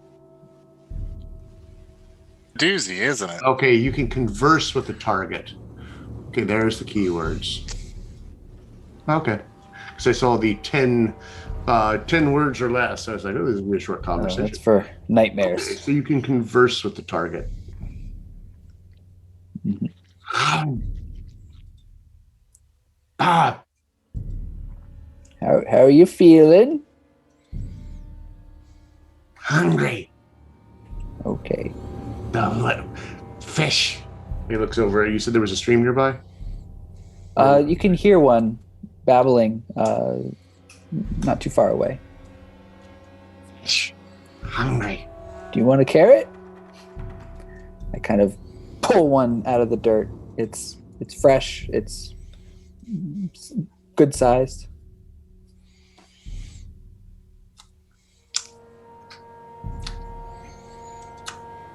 Check your back pocket. And if he does, there's a river trout in his pocket. And for my next trip. So, we're coming to save you, Deet. I want you to know that, okay? Is Tobias with you? Okay. Do you know where in the lake the drain is? What is it near? Sorry. Bottom. The bottom. Oh. My kobolds are back here. Lizard folks have to be up here. At the bottom. Is it close to the town hall? Or closer to Starsong Village? In the lake. Go down. Down. Keep going down. And down some more. Do you know? Okay. Do you know directions north, east, southwest of the village? Of the Sun town hall? up, sun down. Cold, hot. So it's southwest. Cold, hot, sun up, sundown. Oh, sorry. Okay. Yes. In which direction from, if you were standing in the village, which direction was it from? Sundown. Okay, that's helpful. That's very helpful. Yes. Okay, so we go through the drain, and then who's guarding the drain? Are there monsters there? Friends. What kind of friends? Good friends. Oh boy, like the crabs? Nah. Them too. Okay. Okay, so, and then the eyeless ones are on the other side of the drain? Yes. Okay. What kind of weapons do the eyeless ones have?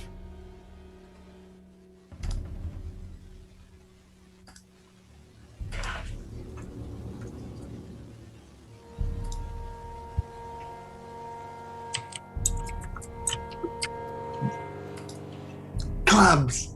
Like us. Okay. All right. And who's guarding? Are you bound? Are you being held? What is your condition? I am here with you in the field. That's right. Okay.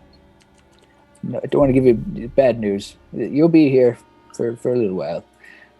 Okay. What about back underwater? Was there a large god type creature? Something of great power? Yes. What did it look like? Pig. 3 eyes. Tentacles? Teeth? Does it have a name? The ambassador. It welcomes us. It brought us home. Is it killing you? Us home. Is it killing the other people that have been brought down there?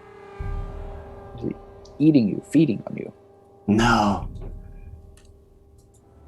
What is it doing with you? Down the drain.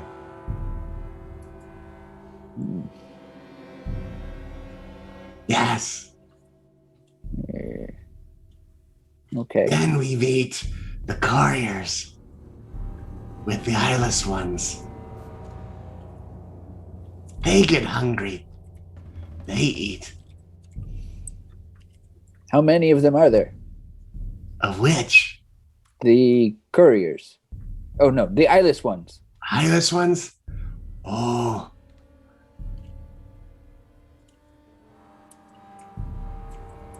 Lots. Okay. Well, More than fingers and toes. okay. Check your other pocket. There's another fish. Well, But only 4 of the couriers. oh, what? The couriers aren't the crab? What, No. what do the couriers look like? Tall. Robed. Big long tendrils. They eat. They eat.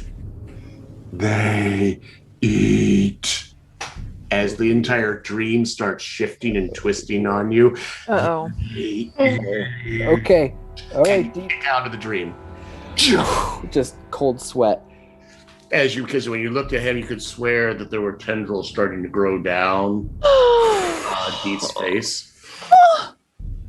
And that's a good place to call it for tonight. Oh. Oh, lordy, lordy, lordy.